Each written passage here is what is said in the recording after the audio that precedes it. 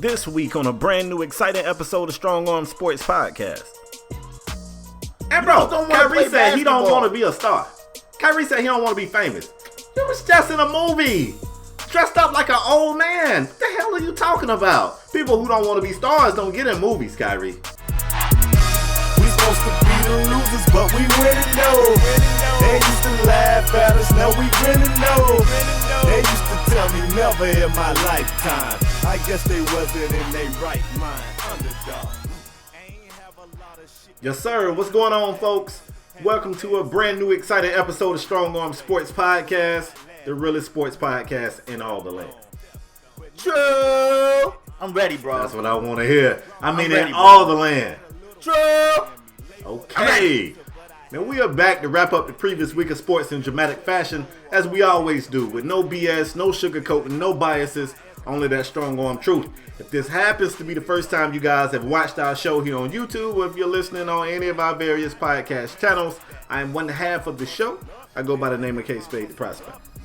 And I'm your boy LeParis57, and together we form Strong Arm Sports. Spade! Before we get into the first topic, let me say this. We spoke on this topic last week. We had some issues with the video, so we said we gotta bring that right back. So we leading off with that topic, and I'm talking about LeBron. But before I pass it to you, Spade, I gotta say this is what I like about our show, Spade, because you spoke on this last week. I don't know if they got to hear it because the video was acting crazy, but Spade, what I like about our show is we can decide, we don't want to talk about that. We don't want to talk about this. But when it's time to discuss it, when we feel it's a time to do our due diligence and discuss it, we bring it to the forefront, Spade. Yes, sir. A lot of other media, sports media shows, they talk about LeBron every day. I mean, Yep. I feel like they nitpick about LeBron. They talk about the Cowboys and the Patriots and should Dwayne Wade retire and Michael Jordan versus LeBron and all these other topics. Spade, we don't feel we need to do that every. First of all, we don't have a show every day, so I can understand why they limit it with topics. I get it, right. But when it's time to discuss something, like I felt like Spade, I said to you, homie, I said, it might be time, bro. You was like, time for what? I said, I think it might be time for us to talk about LeBron, man. It might be time. And Spade, it's no better time than the present, because it's a dumpster fire over there in LA. It's crazy over there. People may be getting fired. People still upset about the trade. But before I pass it to you, Spade, I want to explain to these folks. We're going to talk about LeBron, the state of the Lakers, the state of LeBron James, what's going on over there in LA, Spade. And I gotta throw it to you, because I mean, last week they didn't get to hear it, but last week it was a heated debate, and we had a lot of things to say, man. So Spade, I'm passing it to you. We starting in the NBA. We talking LeBron James and the state of the Lakers. First of all, Spade, we gotta say congratulations to LeBron. Passed Michael Jordan on the all-time scoring list. So we're gonna start there. Congratulations, LeBron James. Go, Spade. And whether you like LeBron, because first let me start with this, LeParis. LeBron James is the most heavily scrutinized athlete in the history of professional sports. There has never been an athlete more scrutinized than LeBron James. That's a fact. All right, let's start with that. LeBron, however, he's in territory he's never been in, LeParis. LeBron has never played for a franchise that didn't like him until now. He was drafted by the Cavaliers as the hometown kid. They loved him. He came to South Beach, walked in and said not one, not two, not three. Miami fans loved him. He went back to Cleveland. The same people that burned his jerseys and talked all that shit got them burnt jerseys out the trash can and put them shits back on, and they loved him. As soon as LeBron touched down in Los Angeles, he was not loved by the Laker fan base. Yes, a few Laker fans that like LeBron, that love LeBron. But as a whole, that fan base never loved LeBron. They never embraced LeBron. And it was tough for him to. Most of them are diehard Kobe fans. Go ahead. Not only did they not like him, a painter painted a mural of LeBron on the side of a wall. Multiple times. It was getting vandalized soon as he do it. Then he went and redid it, fixed it, and they vandalized the shit again. Go ahead, Spade. They vandalized it so much that the artist who was painting that mural finally came out and said, I'm just not going to redo it because it's going to keep getting vandalized. Like, fans, I say this a lot, LaParis. People look at the word fan and they go, oh, that means they like a team. The word fan is short for fanatic, and a fanatic is probably a crazy mofo. Fans take these sports more serious than the actual athletes at times. You can go to a football game, a team will be getting their ass kicked. They'll be laughing and chopping it up with the other team, and the fans will be in the stands beating each other brains out like they finna get a check. Fans are crazy. These fans are so vested in the Laker culture and Kobe Bryant, who often before it was Bron versus MJ, it was Bron versus Kobe. And for a lot of those folks, that rivalry still burns and it's in them. LeBron ain't thinking about Kobe. Kobe ain't thinking about LeBron, but those fans cannot let that go. Now let's get us to where we are. LeParis, first let me pat myself on the back. Go ahead. When this deal was made, folks was like, oh man, Bron to the Lakers, this is going to be... I said on this very show, I'm actually going to take the time to find the clip. I said on this very show, at best, this is going to be the most exciting 8th seed team you've ever seen. LeParis, I be convinced that people ain't watching the same stuff I'm watching. If you look at Bron, on the teams he's had success on, it's been a stretch big. Hey, Kuzma can shoot. I like that. It's been some guys who can somewhat create off the dribble, i.e. Young Wade or Kyrie. That could be, I don't know. Maybe, I don't know. I don't know who that guy is on their team maybe right now. Brandon Ingram. That's why people saying him at the 2. Okay, maybe Because Caldwell Pope is a 3D guy.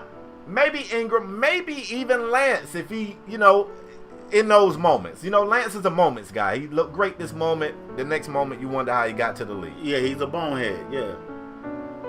And then also, he's surrounded by a bevy of shooters.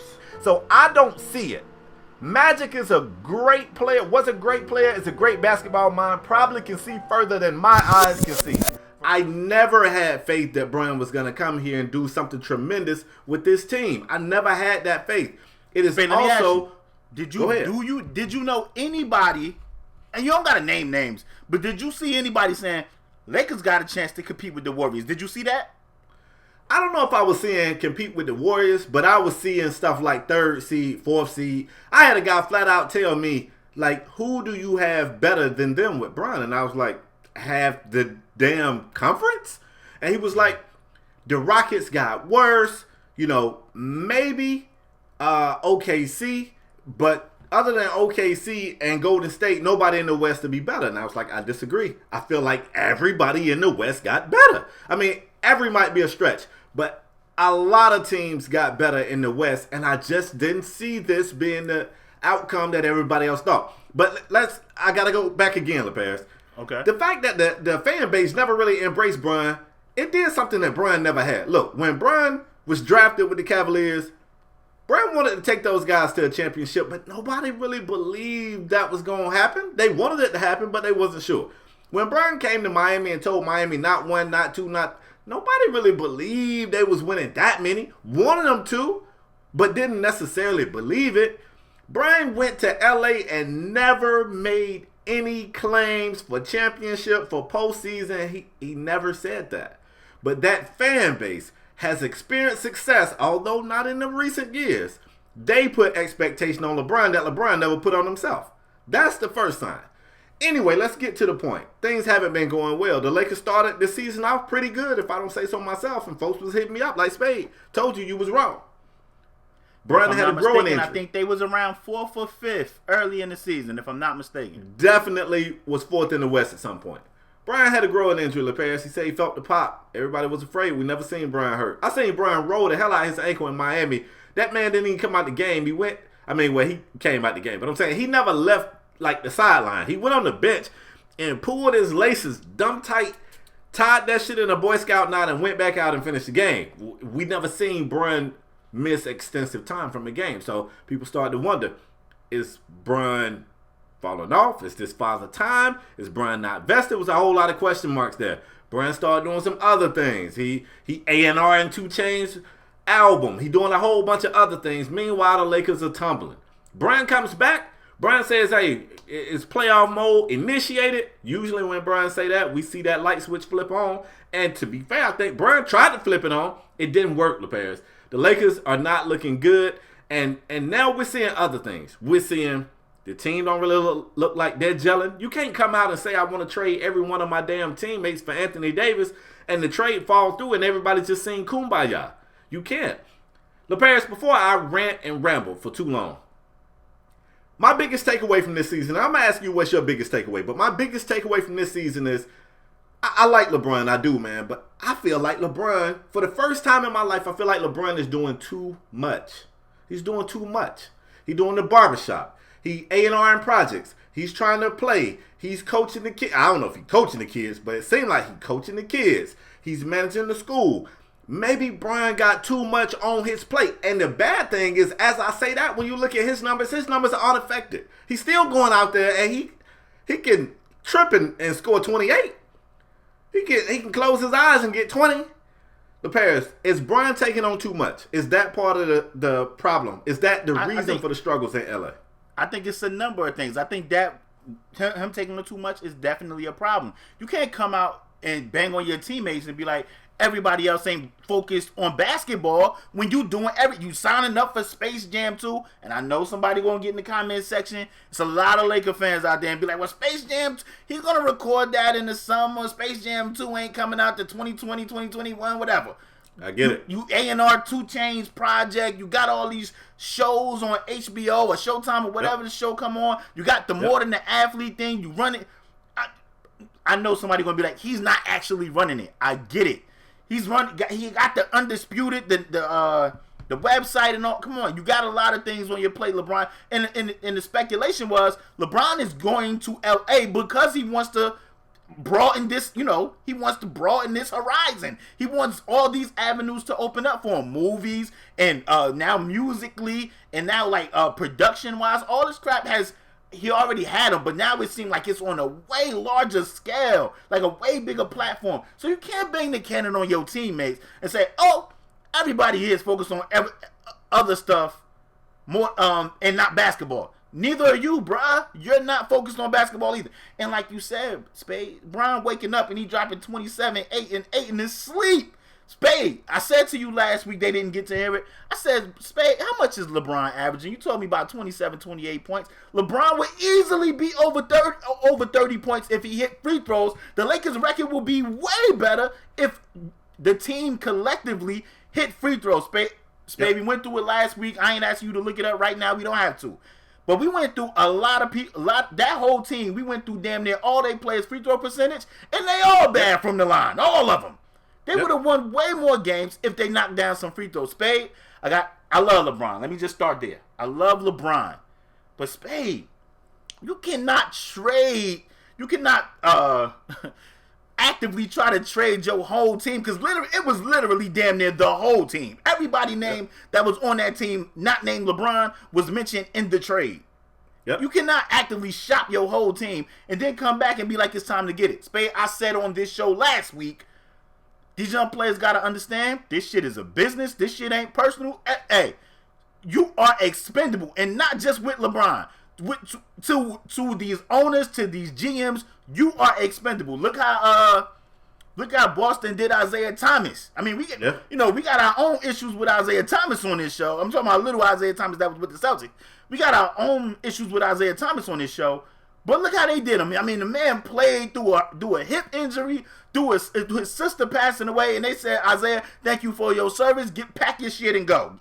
Leave your playbook on your motherfucking car seat. Leave it there. That's what they told him. Spade, it's a lot going on with the Lakers. It's also a report out there that Luke Walton may be fired after the season. Spade, let me ask you, and then I just want to get your quick thought real quick. Should Luke Walton be fired? No, but I mean, this is typical LeBron. How many places has Brian been where the coach hadn't been fired? That's part of the Brian narrative. Brian shows up, Brian plays GM, people get traded, coaches get fired. This is what happens. This is what happens. And the only reason why that shit is acceptable is because Brian gets you to the postseason. Brian probably gets you to the finals. Well, ain't no probably he gets you to the finals. But when you got, look, man, let me talk my shit for a minute, bro. I'm sorry. Let me do this. Go ahead. I think Bron's a great player. I'll never entertain anybody saying Bron's not a great player. And trust me, I know a lot of people dislike LeBron James. I work with some guys that dislike LeBron, and I have to listen to the bullshit they spew 5 days a week. But I don't think LeBron is easy to be a teammate to, bro. I don't. And I think I'm a little disappointed in LeBron. As a LeBron fan, I'm disappointed. Not because the Lakers aren't. Well, I'm not a Laker fan. I don't give a shit if the Lakers ever win a game. I don't. Me neither. The thing about it is, it was risky for LeBron because it was folks saying Bron couldn't win in the West. It was folks saying Bron couldn't survive in Kobe's shadow. And I was like, I don't understand why Bron want to take that on. I don't know why Bron want to take that on. Bron went over there. I love the way it started. He seemed like the older guy, the mentor. I felt like was going to help Lonzo get to the next level. Now, we could talk about that later because maybe Lonzo being out is also part of the reason for the Lakers' struggles. I don't really want to give Lonzo that much credit when LeBron James is on the damn floor, but we'll get to that later. I thought he was going to take Lonzo to the next level. They brought over Rondo, who, once you get a vested Rondo, he's a good player, but if Rondo ain't mentally in it, he's a locker room cancer. We've seen that before. And I was wondering, how in the hell are they going to get all this to work? You got Lance Stevenson, you got JaVale McGee. And early on, Bron was showing us, I was like, that's Bron. He's telling the team, when you fall down, your brothers pick you up. I was like, Bron is going to lead these young boys. I still didn't think they was going no damn well, but I was like, Bron is going to make this team better. Plus, anytime after a big trade like this, it takes about a year to adjust. Even his first year in Miami, it was times that team didn't look well. They didn't look good. It takes a while to adjust. What I don't like and what I don't expect from LeBron is when shit stopped going good, Bron disconnected. I felt like when Bron, this is what I think. Here's my hot take. When the Lakers struck out on Anthony Davis, I think Bron stopped giving a shit. Bron wanted that deal done for obvious reasons. Anthony Davis is a hell of a player. I mean, shit, you got your homeboy to be a sports agent. You felt like that was the big key right there. Mm-hmm. You can't fault Magic. You can't fault the Lakers. They offered a heaping amount for the guy that's already saying he don't want to resign and he wants out. All right. But the Pels said, you know what, we're going to stick to our guns. We don't have to do y'all no favors. We'll screw ourselves over in the long run to make sure we don't help you. And that's something that LeBron ain't necessarily accustomed to. LeBron been kind of getting his pick of the litter. He been getting what he want. Now you got to go back to them young guys that you was just mentoring, and you got to look them in their face when you just tried to get them shipped out of town. You can't do that. And that damaged the relationship. I feel like it's no cohesiveness. Look, people talking about Bron not playing good defense. Bron ain't played good defense in 2 or 3 seasons. We've been saying that shit here on this podcast. If people listen to us, he has not been playing good defense. But it's highlighted now because he's playing with guys that ain't really. Look, man, I don't think they like Bron. Spade, that team don't rock with him, bruh. They don't like him. And I said that. The fans don't like him. They don't rock with that dude, man. And and the crazy thing is, Spade, we all work with people we don't like. But guess what? For the great, I hate to say that because it's corny, but for the greater good, you make it do what it do. But they do not rock with that dude, bruh. I seen LeBron coming down on a fast break, bruh. Like, I seen him coming down on a fast break. He was on the wing, and it was I think it was Ingram leading the break, Kuzma on the other side, and LeBron had the easier layup. He kicked that joint to Kuzma for a jumper, bruh. He had the easier joint. They don't rock with that dude in spade. The crazy thing is, Brandon Ingram has been playing great. Listen, Spade, I said this to you, and I said this to you off camera mad times. Brandon Ingram has been playing great, but it's something about Brandon Ingram game I don't like, and I don't even know what it is, Spade. I asked you that numerous times. Why don't I like Ingram game? Because he been hooping. I don't think it's his game. I think it's his. He got a real, like, he looked lazy. He's not lazy, but he looked lazy. He's sleepy-eyed. He got this real slow, chill way of moving. He looks lazy. I don't know. It's just something about his game now. It don't sit well with me. And he been hooping. Like, shout out to him. That dude been playing ball. The crazy thing is, Spade, they don't rock with him, and you can literally see the disconnect. They in the huddle with Luke Walton. LeBron's out the huddle. Like LeBron ain't even over there. You see Rondo sitting 2-3 down, 2-3. He's sitting in the seats that the fans buy. He's sitting while the with whole the team fans, is sitting bro. on the bench. Like this shit is unacceptable. I don't think I've ever seen no shit like this before in sports. Like especially in, I ain't never seen nobody do no shit like the whole team is just disconnected. They ain't rocking with each other. LeBron was saying, "Oh, when Lil Bro come back, it's going to fix a lot of our defensive problems." But guess what, LeBron? If these young dudes is like, yo, we don't see you playing defense. We ain't about to play no defense either. We want to get our shots up too. You trying to get us up out of here? Yeah, man. Yeah, I want to hit you with this. You think I'm about to give you maximum effort when we see you lollygagging on defense? It's crazy, Spade. I don't think I've never seen anything like this before in basketball, man. And it's crazy. You don't expect this type of stuff. Now, LeBron done had a lot of boneheads on his team, bro. But you don't expect this type of just disconnect, like this lackadaisicalness. I don't even know if that's a word. We're going to make it one. From LeBron and his team. And I mean, it's from LeBron and his team. And LeBron, you supposed to be the leader. So you know what? Yeah, I don't know if you got to have a team only meeting or a player only meeting, whatever they call it. I don't know if you got to have that type of thing and talk to these guys like, look, man, it wasn't nothing personal. And you got to be, I don't know, you got to make it, try and make it one cohesive unit again, because it's definitely probably 2-3 squads within that little, how many players on the team? 12, 15? Between that little, somewhere in there. Between that little squad of 12 to 15 people, it's about 2-3 different units. And I have never seen nothing like this. And I think it starts with LeBron. LeBron, you can fire the coach all you want. The people in LA still ain't gonna rock with you, bruh. You can fire Luke Walton, no matter who you get in there. Unless you getting Phil Jackson or it ain't gonna matter. It ain't gonna matter, man.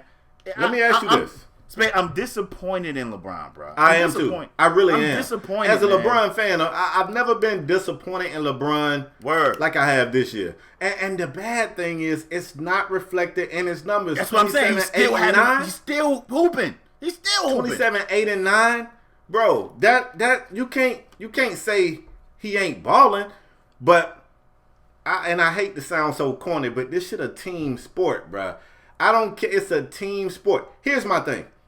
LeBron, look, they're not gonna make the playoffs. They're not making it. First they came out and said LeBron was on, and Brandon Ingram is out. Like he ever remained. Well, first they came out and said Brown was on minute restriction. Now they're saying he's not technically on minute restriction, but they are gonna dial back his minutes played per game. Cool.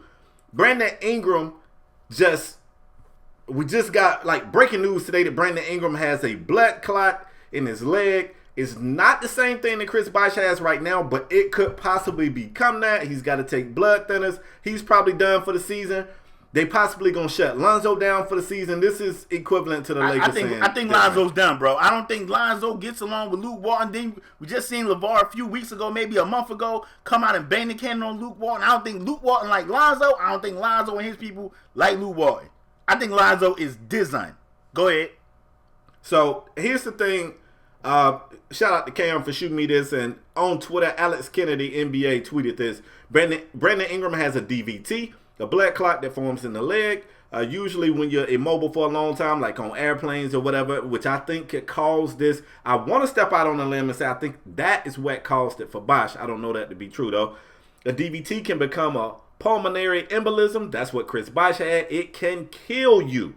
He'll need to take blood thinning meds for a few months, and you cannot play when you're on the meds. It could be a one-time thing for Ingram. Some people randomly get a DVT, take blood thinning meds for a few months, and they're fine for life.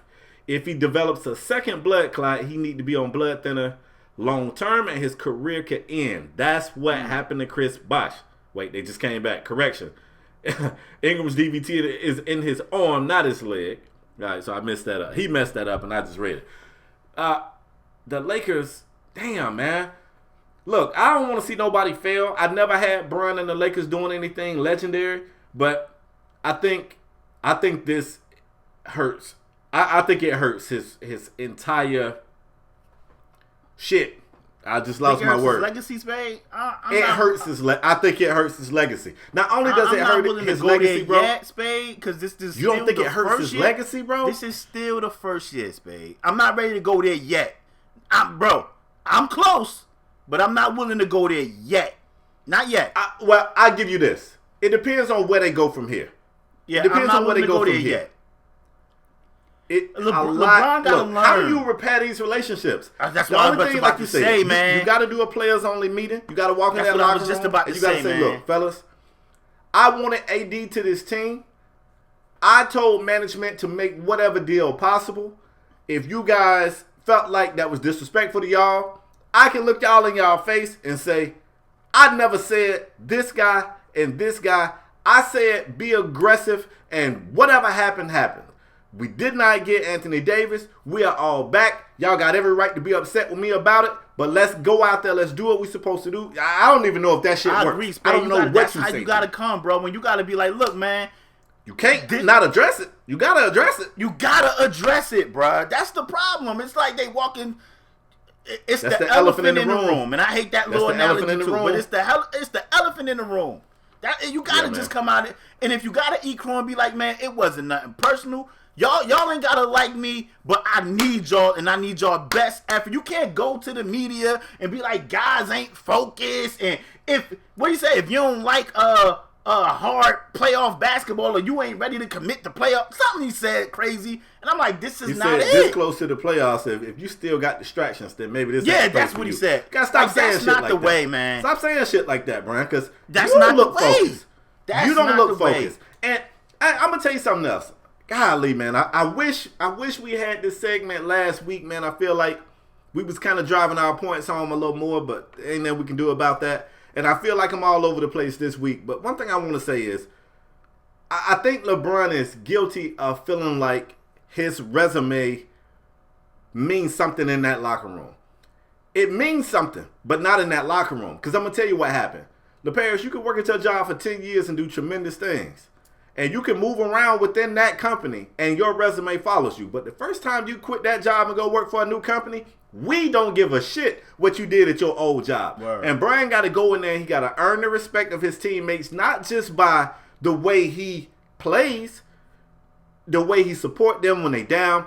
Brian, body language is terrible. So he'll pass to somebody that missed the shot. He throw his hands in that. Don't nobody want to rock with that. I don't even like playing the video game with people that huff and puff after missed shots. Don't nobody like that shit. Nobody likes that. And the person that he started this season off being, talking about you pick your brother up, he was that guy. I was like, Brian gonna make this work. This is a teaching opportunity and he finna do it. And when the pressure got on, I saw Brian do something I never seen him do. Well, I mean, we seen him go at Mario Chalmers, but that was just the theme down there in Miami. Mm-hmm. Haven't really seen him be so, I don't know, man. Like, everything seemed like it pisses Brian off, and I think he's lost the locker room. You got LeVar saying that Luke Walton lost the locker room, or folks talking about getting Luke out of there, and I think LeBron has lost the locker room for the first time in his career. And only LeBron can repair this. If LeBron don't repair that locker room, this shit is going to ruin his legacy. That trip to LA is going to ruin his legacy if he can't repair that locker room. And I'm going to tell you this, babe. You spoke on LeBron saying pick his teammates up. And then early in the season, he was doing that. They'd be on the ground. LeBron a haul ass over there pick his teammates up. Spade, I got a habit. You know me. I got a habit. We look at pictures. We look at videos. I got a habit at looking at things. I don't even look at the video. I got a habit of looking at things in the background of the video. Spade, when we was talking about Antonio Brown, I noticed crap. I was like, man, I noticed when Antonio Brown scored a touchdown, Juju over there dancing, giving him 5, patting him on the helmet. I started to notice during the Steelers season, Juju would make a big catch or a touchdown. I was looking in the background. Where the hell is Antonio Brown at? And I was like, Spade, something is up. I tweeted a video, Luka getting dropped by Joe Harris, and I looked at the background looking at the bench. Everybody else was looking at Luka getting dropped. I'm like, man, look at the bench. I got a habit of that. Spade, I'm looking at the Laker games now, man. And I mean, I see when, these guys haven't been playing the past couple of days. But I see Ingram on the ground. I see Kuzma on the ground. I see JaVale McGee fall down. And I see them getting picked up by KCP or Rondo or somebody. And I'm looking like, what the hell is LeBron? I see LeBron. He over there arguing with the ref. He got his hand on his hips. And I'm like, oh, what happened to picking your brother? Stay down till you pick up your brother. And I don't see. I hate this analogy too, but I don't see that same energy from LeBron. And I am, for the first time ever, and I love LeBron, man. LeBron do amazing things off the court. He's amazing on the court, like you said. He's still having an amazing ass season. He's still out here hooping. But for the first time in my career, the first time in his career, I'm actually disappointed in the player I see on this team, man. And I never thought I'd ever get here with LeBron. But LeBron, I actually feel like LeBron don't give a damn. He like, you know what? I'm going to go there. I'm going to drop my 27. I'm going to go past Michael Jordan. I'm going to drop my 27, my 28 points, get my 9 and 9, and we win, we lose. And Spade, the only thing I think that can repair this crap with the Lakers, it ain't going to be with these young guys. They got to move these young guys, man. They got to go. I don't know. We know LeBron ain't going nowhere. We know he ain't going nowhere. Maybe it can be repaired a little bit with Kuzma. I don't know if it can be repaired with Lonzo or I think Lonzo's safe. I think it's repaired with Lonzo. It's Ingram and Kuz that I got. Yeah, I got my eyes on. And listen, man, I think Rondo's out of there because I know they don't like what Rondo just did, sitting like next to 2 Chainz or in the seats. Man, they don't like that. That's the third or fourth time he done that shit this season, man. Yeah, that's what he said. He been doing that. That's what he said. I believe him. I believe him.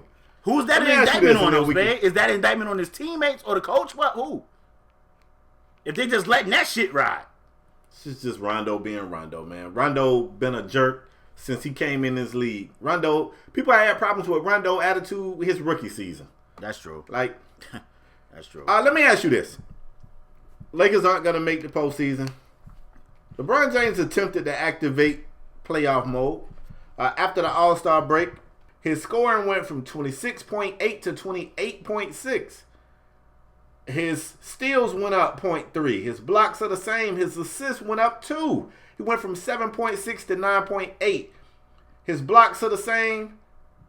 His rebounds are the same.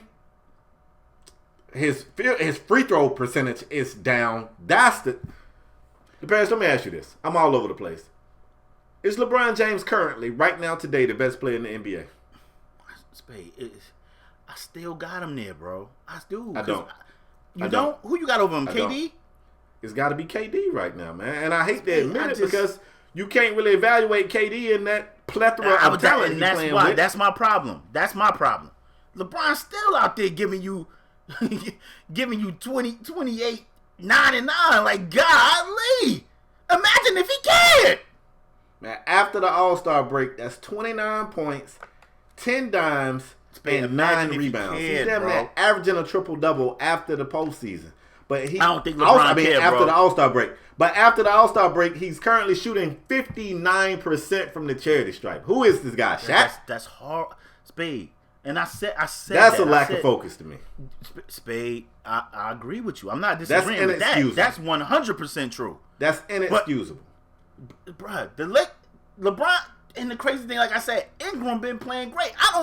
They losing because they not making free throws and they not locked in defensively. Playing defense. They not locked in defensively. That's 100% correct. They missing free throws and they not locked in defensively. Because I don't got it in front of me, but what are they scoring a game? Like, they putting up points. They not locked in defensively and they cannot hit free throws. And that's why they losing. And LeBron has been atrocious from the stripe, from the charity stripe. But all of them been bad. All of them. Yep. The state of listen, Laker fans didn't like LeBron before. They really hate that guy now. I'm telling you, because I've been, They really do. They really hate that guy now. Really do. And Spade, right now, I still have LeBron as the best guy in the league. I can't really give it. KD is magnificent, but I can't really give it to KD because he got Steph and Clay and Boogie. Like, he got all these other guys, man. And I think that just make life a lot easier, a whole lot easier, man. You can't come in and be like, yo, let's stop KD. Then Steph go off for 50. I think Clay just went off for, I think Clay had 38 or 48. I don't remember. Last night. Like, Clay just went bananas last night. KD, we don't talk enough about it, man, but KD plays some damn pretty good defense too. He do. I mean, people were saying that KD could be a potential defensive player of the year. Yeah, it's tough. It's tough. And if somebody tells me they got Bron as the best player in the league right now, I won't argue that, man, because in my heart, I believe Bron the best player in the league. I don't like what he's doing right now. Imagine if he cared. Imagine if he didn't have all these outside things going on. I'm going to give Bron, this is what I'm going to do. We'll close this segment with this. I'm giving Bron one more season, man. If I don't see a dramatic step forward. So, Bron, I still got you as number one. LaParis, he has a very good point. It's tough to evaluate the value of Kevin Durant on that Golden State team. So ain't nobody saying KD ain't it. Like, KD's amazing. Oh, okay? But I mean, he's amazing. When he was in a team that wasn't just flooded with talent, we saw him win MVP, but we've seen Bron do that too. And we also saw him in a position to put his team on the biggest stage, and we saw him not be able to deliver. Although, your Twitter sports fans today, I have you to thank Russell Westbrook single-handedly took them out of contention. If you was actually back watching, you saw they split that. They held that L together. But LeBron, I tell you what, next season, bruh, if I don't see the Lakers take a big step forward, LeBron James falls out of that number one spot. Sign me up for that. And like I said, I'm not ready to just be like he ruined his legacy. Not yet. This year one. Not yet. Spade, I don't want to bring up bad memories, but in year one, didn't they lose to the Mavs with the Heat? Now I know they was in the finals, but didn't they lose? Was that year one? Yes, bro. Okay, I'm just saying, I'm not ready to just be like, LeBron James' legacy is jacked up, but I need to see a better effort. And I know somebody's gonna be like, a better effort? What you want him to average? 35? I'm not talking about point. LeBron James can average 27 as a teammate. You want to see a better teammate effort. Yeah, man. Yeah. He can average 25 or 24 and I'll still be like, damn, LeBron hooping. It ain't about the points. It's not. If you're watching the games, though, you see it's times that Bron can do more. And I hate to say that because he's doing plenty. But if you're watching the games, he can do more. LaParis, I will admit something. Man, I had a whole lot of smoke for LeBron James last week. And I had a whole week to think about it. And I don't feel as passionately against LeBron James today as I did a week ago. But I tell you what. This week I got smoke for another guy. Wait. Before we even move on, you just said you had all this smoke for LeBron last week. Let me just say this. Sometimes, like I said, that segment last week was so flame. I'm upset that segment got jacked up. But Spade, I feel like it's our due diligence to we gotta get at this dude. And we ain't one of them shows that just talk about LeBron and hammer LeBron and the Lakers. We rarely talk about these guys unless it's like some milestone they hit or something like that. So I mean, the way you felt last week compared to this week, I felt like that's fine. Can I tell them what we talked about off camera after the show? You was like, Absolutely. Damn, the thing got messed up. You was like, the foul got messed up. Watch the Lakers. You was like, watch the Lakers put together a nice little run. What did I do, Spade? I went right to the schedule and was like, they got this guy. They got this team. They might beat Phoenix. They lost to Phoenix. Yeah. They lost to Phoenix. And I was like, Spade, we going to be all right. They still, they ain't winning. They ain't winning these games. They not winning these games. So, feeling how you felt last week compared to this way, that's fine. But we still got to get on them, man. We can't be, I'm not saying we are. But we can't be that show that just be like, oh, my God, LeBron's averaging 29, 9 and 9. He's playing amazing. The rest of those guys are bums. That's not fair, man. That's not fair. And it's so tough. Hey, look, man. Everything happened for a reason. Maybe we need to come out and bang the cannon on Bron like we wanted to last week. I think Bron is heavily scrutinized. And part of what hurt me was this week, I had a coworker like, you see your boy LeBron James out there embarrassing himself. I'm like, how? What you mean? Like, the Lakers losing, and he threw the ball in the back of the backboard, he dribbled off his foot. I'm like, so, like, regular basketball shit? Like, what you mean? How's he embarrassing himself? And in this conversation, I ended up defending Bron, and I'm like, I was just ready not just ready, we just did go in on LeBron, and here I am defending the guy. And I realized in that moment that it's tough for me to bang the cannon on Bron because Bron do so much so well. But at the same time, he spoiled me. I expect LeBron to play at a high level. I expect LeBron to be a great teammate. It's and true. I You get expect LeBron spoiled. to make his teammates better. It's I true. think one of the biggest misconceptions about LeBron James is that he makes everyone around him better. I think the more we look, the less true that appears to be. I think Chris Bosh did an amazing job of making himself relevant on that team.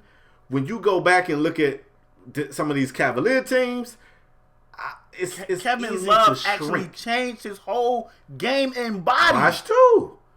His whole game, the way Kevin And you Love, want me to tell you and what that's- I see? swear to God, Hold up. Spade, I'm so mad we still on this topic. We 40 minutes in, but Kevin I'm Love, gonna cut some of that out. Don't even worry. we don't about got that. to. We don't- let it fly, bro. Let it fly.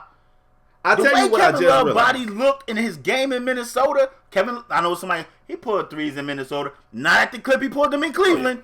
Not at that clip. Kevin Love was a damn near 20-20 guy. I think Kevin Love had a 30-30 game in Minnesota. I know he had Changed a his 30-20 game game. and his body for LeBron in Cleveland. Changed his whole game. I'll tell you what I just realized, and I never thought about it until right now, but the players that I feel like Bron makes better, I'm doing air quotes, they veterans. They older players who understand the game. They understand who they are, and they're willing to take a smaller role. But if you look at the history, James Jones, the Mike Millers, those guys. Bron don't really make young players better. Now, the one person you could argue is Kyrie, maybe. Oh. But you look at, got Wiggins out of there before he had a game. Deion Waiters said these last words, these famous last words, they want me to stand on the perimeter, be a catch and shoot guy. That's not my game. They said, bet. Got him the hell up out of there. Look, they made like a 5-man trade his last year in Cleveland. Everybody was happy about it. They was on the sideline celebrating. Next thing you know, Rodney Hood couldn't get in the game. Clarkson was looking like shit. Come on, man. Now you throw him out here with these guys. Kuz had just set the league on fire. We was asking if Kuz and Tatum was next up. Word. Come on, man. Let's move I mean, forward, Brandon bro. Ingram, we notoriously banged the cannon on him like, yo, he got one more year. We about ready to call him a bust. He stepped up, been hooping. He been hooping. Ever since we said that, he stepped up. Ever since we said that, he been hooping. Yeah. I don't know, man. I'm not liking what I'm saying from LeBron, man. Spade, we can move on. Let me tell you who I got smoked for. I got smoked for Kyrie Irving. Okay. We're going to talk Kyrie in this second segment, and let me tell you, all the steam I lost on that LeBron segment, I didn't lose it here. Kyrie Irving is a hell of a player. I never really expected Kyrie to be as good as he reached. Didn't get a chance to see much of him at Duke. When he first came in, he looked like a scorer and a scorer only. He was notorious for finishing games without getting assists. He continued to build his game. And although I know it was tough at times, he found the perfect way to coexist with LeBron James, bringing the Cleveland Cavaliers their first championship in forever. That's very well said, Spade. That's very well said. Then Kyrie did something that I didn't know if I liked or disliked. Kyrie decided, you know what? I no longer want to do this thing with LeBron James. I want out of here. And I was like, God, this guy is crazy. They going to the finals every year. He got it made. But it was another part of me like, I respect this shit. Kyrie said, look, I already got a ring. Now it's about building my legacy. At the end of the day, I want to be much more than Robin to LeBron, who's Batman. You know what I'm saying? And I got bigger plans. He left. He went to the Boston Celtics. And instantly the Celtics became that team to keep an eye on. They had just made a big offseason acquisition of Gordon Hayward. First game of the season, Gordon Hayward goes down. Kyrie Irving get those young guys. We gave Kyrie Irving credit for getting those young guys going. For you know what, Kyrie was hurt. That team continued on. Then we kind of took that credit and we gave it to Brad Stevens.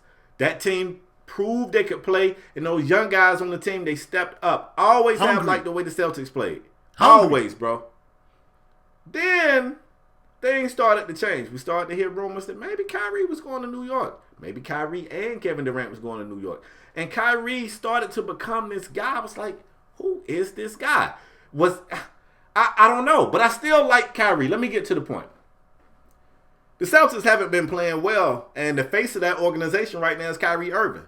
When our organization is supposed to play, or they are expected to play at this level, and they play at this level, you know who get that heat? The face of the damn organization. That ain't new.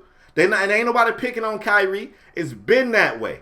I'm old. Let y'all tell it. It's been that way. Facts. When the Hawks was not performing, they was going at Dominique damn Wilkins. You know what I'm saying? That's how it was. That's how it's always been. Way back in the day. I'm telling you, that's how it's been. That's the way it's going to always be. And now Kyrie got this attitude.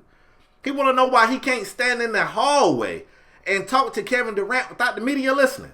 Golly, he can't have this conversation with Kevin Durant without the media trying to do their job that they get paid to do, that they pay their bills with, keep the lights on in their house and provide for their families. He want them to stop doing that because he in the hallway having a private conversation in a damn hallway. And then it gets worse. On top of that, he come out recently, man. He was recorded, LaParis, saying, I'm not going to miss all this shit when I'm done playing. So, of course, the media was like, damn, what shit are you not going to miss? Next chance they got, they asked him, what are you talking about? He said, all this media, the cameras, everywhere, I'm not going to miss that shit. When I was a kid, I admit, I wanted to be a star. I wanted to be famous, a celebrity. But now I don't want all that shit. I just want to play basketball, LaParis. Who we sound like? I get so sick of hearing that shit. Kyrie Irving and any other NBA player, any other NFL player, MLB player, NHL player, if you just want to play your sport, you can get out of the professional league and you can do that shit in your local neighborhood all day, every day, and nobody give two shits. Don't nobody throw the camera at the guy at the Y. He not talking to the camera. And I hate this, bro, because there is literally no job. I ain't found one. There is literally no job that is all good and no bad, all pros and no cons. It ain't that. It ain't that. LaParis, you know, for 3 years I worked for myself. That shit wasn't all pros. These athletes want all the pros. They want to be able to slide in DMs of the baddest chicks. They want to be able to drive the fanciest whips, wear the most exotic clothes, live in the biggest mansions, get the biggest millions payouts. Of dollars. Millions of dollars. But you don't want the media coming to you when you playing like shit and your team losing? Are you fucking kidding me? Are you kidding me, Kyrie? Kyrie came out and said, I get annoyed easily. No, you don't. You know who get annoyed easily? Russell Westbrook. Because we saw him damn near square off on a kid. He almost hooked off on a kid. We saw him almost hook off on a teammate for not shaking his hand. You don't get annoyed easily. You get annoyed when they bring the cameras to you when you underperform. That means you got a problem with you. You're underperforming. You got to perform better. And look, man, I'm all over the place. LaParis, I'm going to get my vent off and then I'm going to let you take this one. I was watching, what is it called? I don't even know the name of it, but watching some ESPN show with analysts sitting around talking, and one of the guys on the show was like, I understand Kyrie's frustrations. You know, dealing with the media can be tough. And Jalen Rose said, no, it's not tough. I'm not going to let you get away with saying that. I'm the only guy at this table that's been in the league. It's not tough. We got PR teams that give us the cookie cutter answers. LaParis, throw me some tough media questions. I'm going to pretend I'm an NBA player. I ain't never played a game in the NBA my entire life. Never played basketball past high school. Throw me some questions. I'm going to show you how easy this shit is. Go.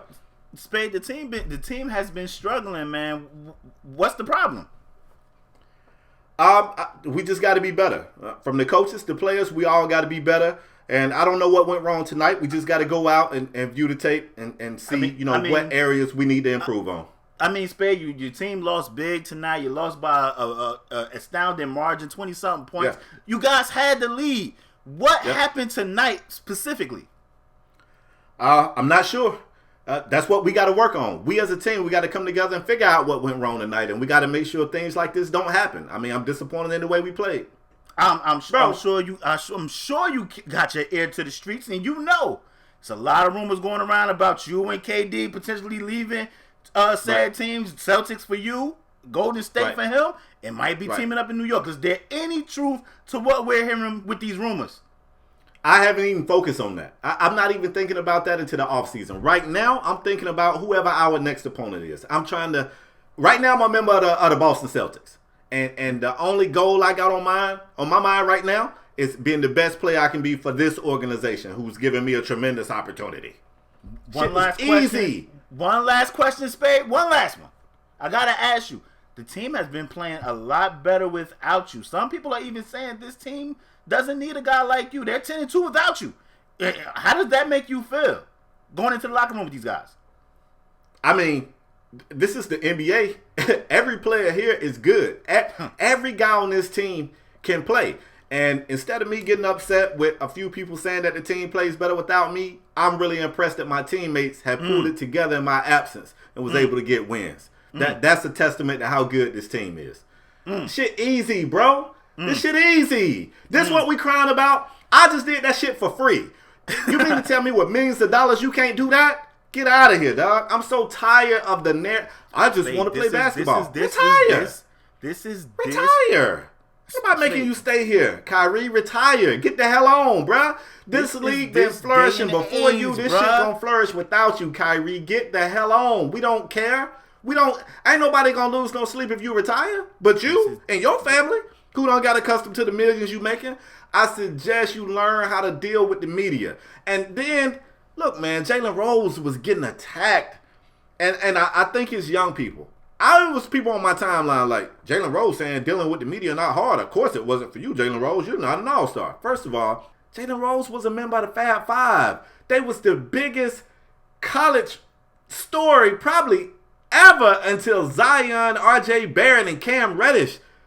Before them, the Fab Five was the biggest. I don't even put them dookies up there because they ain't going to stay as long as the Fab Five did. Spade, I would probably say maybe the Larry Johnson, Stacey Augmon running Rebels, maybe. But I know the Fab Five was a bigger story. They shaved their heads, they rocked black socks, they listen to rap music. Baggy shorts, they the one that started that shit. They started that shit. Jalen Rose started that shit. Do your Googles, as LePere say. And to make matters worse, first of all, Jalen Rose was a McDonald's All-American. He went to the college that people didn't necessarily expect all them guys to go to. He was from Detroit. Him going to Michigan ain't shocked people. They got Weber, they got Howard, they got all these guys. And then Jalen Rose got in trouble. He was at a house that got like raided by the police or something. So you don't think he was getting a mic thrown in his face every game? Jalen Rose, you just got arrested. You don't think he dealt with the media? Jalen Rose been dealing with the media even since he retired.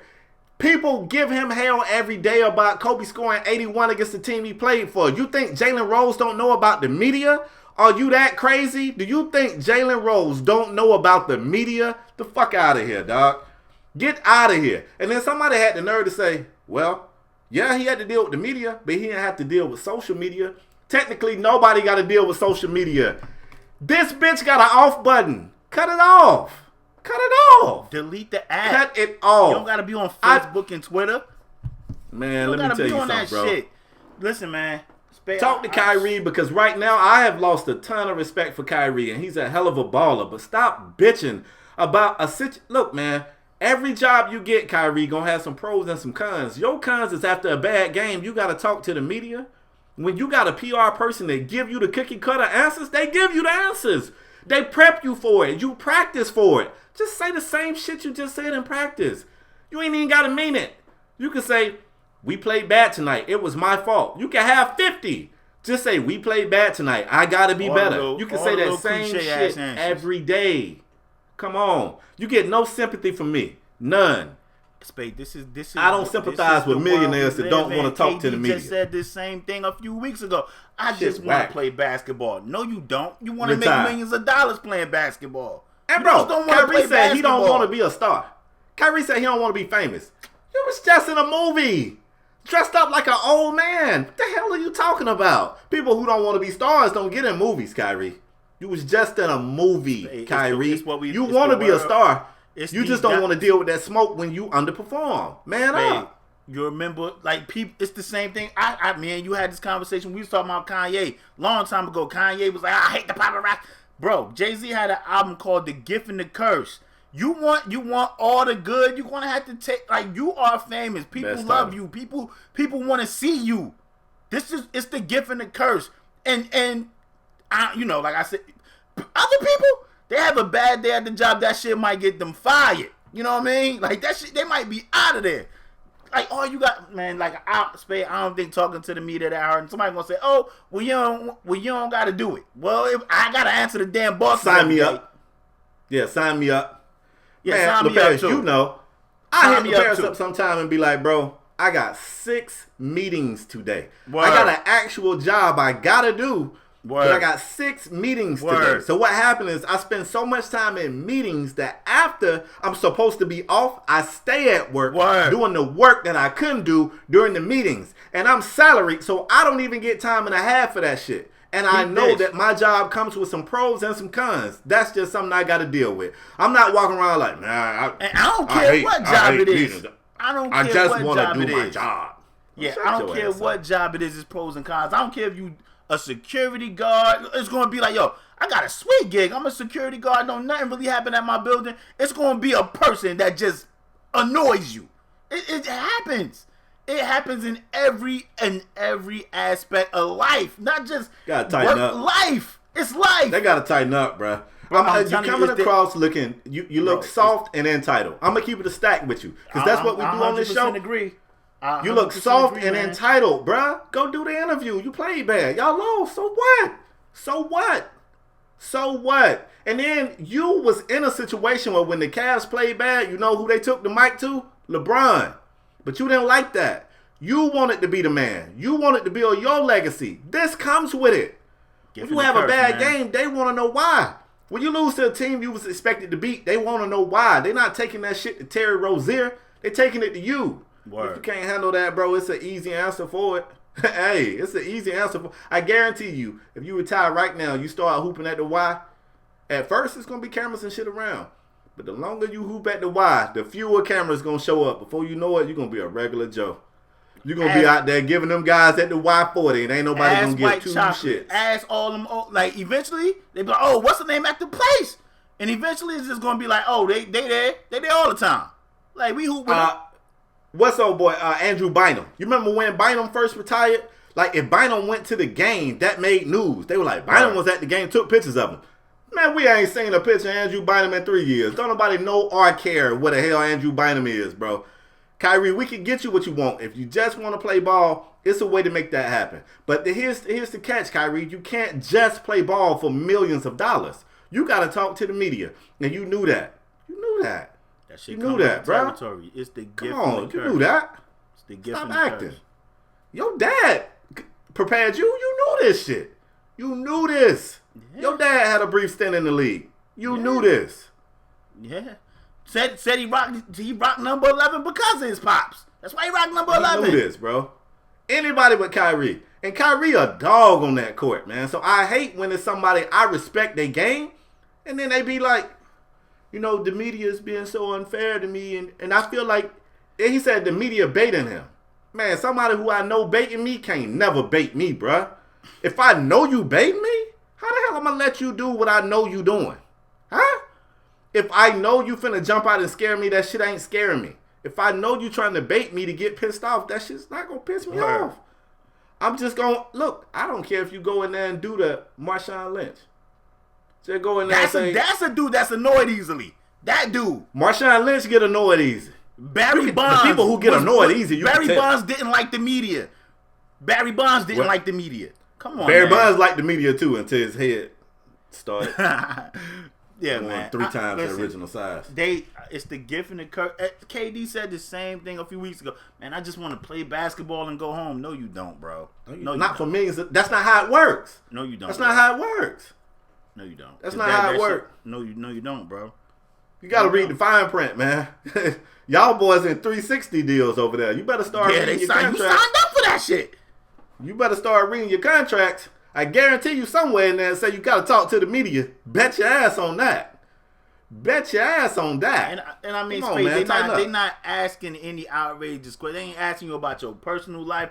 Oh, we seen a picture of you in the bed with sad. They asking you crap about your profession, the game. What are your plans? Because you, regardless of what Kyrie and Kevin Durant say, they've been kind of parlaying that little. They've been milking that shit. Like they want to be the center of attention without being the center of attention. They full of shit. I mean, and listen, KD and Kyrie, they're not the only athletes that have said this, and I don't like when any athlete say it, but for some odd reason, for Kyrie to say it, LaParis, it rubbed me extra wrong because he was in the position where, man, look, the Cavs could go out there and get that smoke, and you have a few guys that want to talk to him, but boy, it was a whole heap of them standing at LeBron locker, and he could have just eased out the back and been like, damn, they on LeBron's head. But he wanted that. He left. He didn't want to be Robin. He wanted to be Batman. So now when you Batman and Gotham City get fucked up, we want to talk to Batman.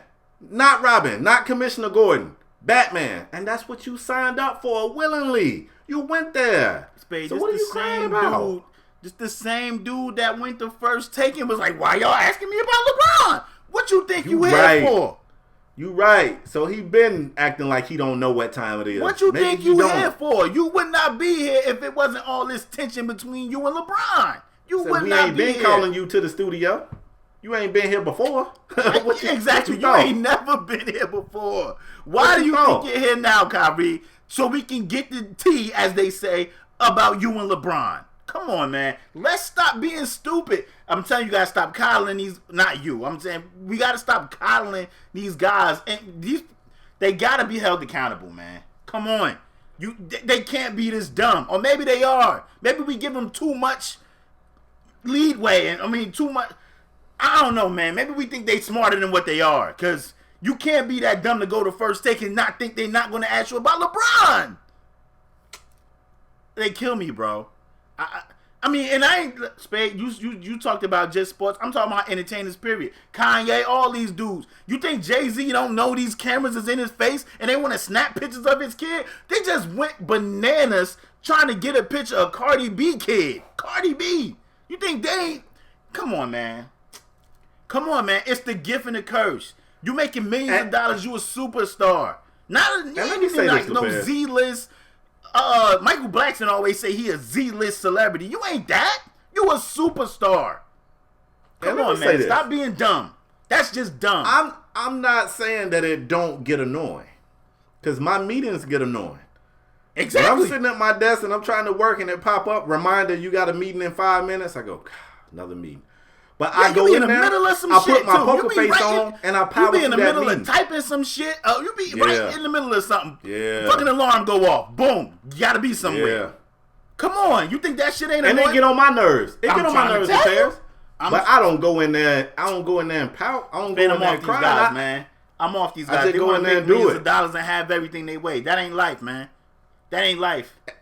And it's so crazy when you see, like, I'm gonna be honest with you, bro. And I know y'all tease me on this podcast and say I make everything about James Harden, but during my life as an influencer, I was fortunate enough to get the opportunity to create content with a variety of athletes. And I told James Harden at one point, on the second time I got a chance to do something with him, I said, man, I really appreciate your energy, because now that I've worked with a few other guys, it felt like they didn't want to be here. And I realized that it's taking time out of y'all personal life, like y'all not on the court. And it made me almost feel like I almost didn't want to do the content, because I felt like I was a burden to that athlete. And to work with James had, I don't know how I make up a time. We had 60 minutes with James Harden. He came out, he did content with all the influencers and content creators. He left. He went to change back into his street clothes because, he put on the Rockets uniform and everything. And that was all the time we had. He could have been out. He came back out the dressing room, dapped everybody up. He was just talking. And I was like, man, he don't have to do this. And when I told him, I said, man, I really appreciate your energy. He said, man, he said, who else did y'all have? Should I drop names, LaParis? Don't drop names. Don't drop names. I ain't going to drop names. He said, who else did y'all have? And I said, we had so-and-so and so-and-so. He said, young guys, man. He said, they young. He said, they don't get it. He said, and to be fair, I didn't always get it. like, I wasn't always like this, but now I realize that this is all part of it. The way I interact with people, the way, all of this is part of it, and I get it. And maybe Kyrie just ain't got it yet. So the world ain't over for you, Kyrie. You fairly young still. You could get it. You could just wake up one day and be like, you know what? I get it. All this shit right here. Man, look, man, it's people trying to do their jobs. The media people trying to do their jobs. If you do something with content creators, hey, believe it or not, man, that's how they pay their bills. They trying to pay their. Everybody just trying to make it, bro. Nobody ain't trying to take advantage of Kyrie Irving. Everybody just trying to make it. They just trying to make it, bro. Like you trying to make it. And they ain't asking anything malicious, man. They not asking they're anything calling you out your name or anything.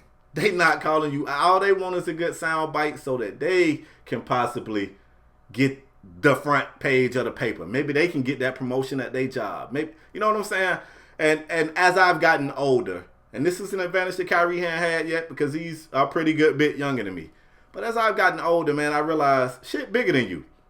A lot of times, you in traffic and that guy shoot you a bird. You're like, the hell he shoot me a bird for? If he at the light, man, you don't know what that man going through. That man could be late for work. He could already be on a situation where if he late for work, he lose his job. You don't have any idea what is going on in that person's world, man. We only just on relax, topic. Kyrie. We are hour in. We only on topic 2, bro. I don't want you to cut nothing. And I'm gonna say this, and this I'm gonna close this segment for me. Spade, me and you both got gigs, man. We come see. People on the outside looking in, they probably look at this show. Oh, Strong Arm Sports, that Spade and LeParrish show. To us, this is our show, and when I say our, I'm not talking me and Spade. I'm talking about everybody that support this show. You think Yes. I'm gonna be honest. You think every weekend we don't be tired after a long weekend? Be like, damn, let's get this show out the way. But we be like, yo, we got an obligation unless something catastrophic happen, like software or hardware go down, or somebody is like damn near can't talk sick. Like we got an obligation to bring y'all this show, man, and we do this show for y'all, man. I know y'all probably look at it like, yo, this Spade and LeParrish show, but we look at it like this is our show, and when I say our, I mean everybody that support this show, man. And that's the they don't look at it like that. They only look at it for themselves, man. Me, it's a big I. And that's why that right there is why teams be trash, and somebody over there looking at I instead of us and we. That hurt me, dog. To hear Kyrie react like that, I'm like, he asked for it. What? That's what you get. Hey, on, the Kyrie. grass ain't And always I wouldn't green be on the me. other side, bro. And LeParrish, I'm still a fan of Kyrie, but I wouldn't be me if I didn't call him out for some sucker ass shit. And that's the type of person I am. If somebody I rock with do some sucker ass shit, I'm gonna say, bro, come on, man. Like, what? For real? For real? Man, it's folks that work in customer service getting bitched out by customers for 8 an hour. Word. You a multi-millionaire, you can't talk to the BD after a loss? Man, you better shut your ass up and go in there and get them a generic answer like everybody else do. 10 minutes? Man, you better go get it done with a smile on your face. You ain't lying. Spade, I'm ready to move on. Let's go. Ain't no sympathy for me. Speaking of all of this, man, we got to talk about what Adam Silver said this week. Adam Silver said his players in the NBA, they not happy, and he blamed it on social media. Spade, which is just this is definitely the world we live in. Now, Spade, you hit me up a couple weeks ago. You said, bro, I kind of want us to have a little presence on Facebook. Spade, I don't have a Facebook. I had Facebook. I deleted my Facebook. Spade, I'm gonna tell you. Sometimes I just go dark on social media, Twitter. I've seen it. Whether it be Twitter or Instagram, and Spade would call me, be like, "Yo, bro, you good?" I'm like, "Yeah, I just gotta get away from that shit. Spade, I don't get on WorldStar anymore. I ain't been on WorldStar in years. And when people, Spade included, people send me clips from WorldStar, I don't watch them shits. I'm not watching that shit. And that's me. But Spade, I gotta ask you, Adam Silver said his players are not happy and blamed it on social media. Is there any validity to what this man said? Absolutely. The thing that people struggle with, me myself, and I'm about to be very candid, very honest in this segment, it's tough for somebody who grew. In my mind, I grew up poor. All right, and LePage, you and I, we've had a lot of conversations off camera about just the way. Shout out to my parents, man. Just the way that your parents, your mom, will make shit work, bro. With days just make it happen, yo. Make it happen. Listen, bro, with days I ate peanut butter and jelly sandwiches for dinner, and I did not realize that everybody wasn't doing that. Word. I thought that shit was normal. I didn't know Word. that I was doing that because we was poor. I did not know that shit, bro. And I grew up different. So when I see people with lots and lots of money just be miserable, it's tough for me to wrap my mind around, and that's not fair. But again, I'm being very honest. And Adam Silver said, we live in a anxiety-filled age where it's a lot of people that deal with anxiety. And when I meet with these kids, he said, what strikes me is that they are legitimately unhappy. Like they are not in a good place. And no amount of money can make you happy. And I believe it. And I'm trying my best not to be insensitive on this segment. I got a couple of people that I follow that are younger people, and at times, and I'm not gonna call names, I've seen people tweet like, man, having a terrible day, I'm so depressed, or I've even seen somebody tweet like, days like this, I wonder why I'm even here. And I would quick hit somebody in their DM like, bro, I don't know nothing about nothing, but I know if you're going through some shit, if I can't do nothing else, I can listen. And if you ever need an ear, I'm here, because I realize that everybody deal with things different. But the fact that he attributes a lot of this to social media is concerning to me. It's concerning to me because I feel like social media has blurred the lines of what's real and what's fake. LeParis, at one point in time, I told you I'm going to be candid. Let's get into it. Mm-hmm. I told LeParis, I said, man, I'm trying to clean up my Explore page, man. He said, what you mean? I said, I'm only clicking on pictures and videos of like shoes and cars. Because I got so many, and I'm going to keep it a stack with y'all. I said, I got so many fine-ass chicks on my timeline that I know God ain't shaped that way, that I feel like it's making me lessen the appreciation for real women. I'm seeing real women like, she need to work on that stomach. And it's because I ain't looking at nothing but man-made dime pieces all day on my Explore page. I said, I'm trying to clean up my Explore page. Social media allows people to show you what they want you to see. They having a bad day, they're not going to post that. They post themselves living their best life. They showing money, cars, fashion, girls, or if you are a girl, guys, whatever. And people feel this pressure to live up to that. And I don't. And I think it's easier for me because I didn't grow up in that era. So I sympathize and I empathize with people who grew up in the social media era. That's all you guys have seen. I grew up in the era where you went to school, man, if you had on, look, I didn't get my first pair of name brand kicks till I was 16 years old. I got roasted at lunch. Sometimes I didn't even want to go in certain areas. I didn't even want to go in the PE locker room because I knew I was going to get roasted by my kicks. But what it did, I felt like it made me tougher. And if anything, it taught me how to roast. Like, you could say something about these shoes if you want to. I could get better shoes, but you ugly. And I just roast the shit out of people. But because we didn't grow up in this social media age, LeParis, I think it's easy for us to look at this and be shocked. Because I'm not going to lie. I told LeParis, I said, this is crazy. Imagine being bullied by an Avi on social media. The bullies I dealt with was at the fucking bus stop, bro. I had to deal with them. They was there every day. They was in my third period. I knew every day I had to deal with them. A bully on this? Bro, you just finna catch a swift block. If anything, you're gonna have to keep making new accounts to get to me. You can't bully me through this. But it's tough, bro. I think it's something serious there that it's gonna have to be addressed. It's gonna have to be addressed.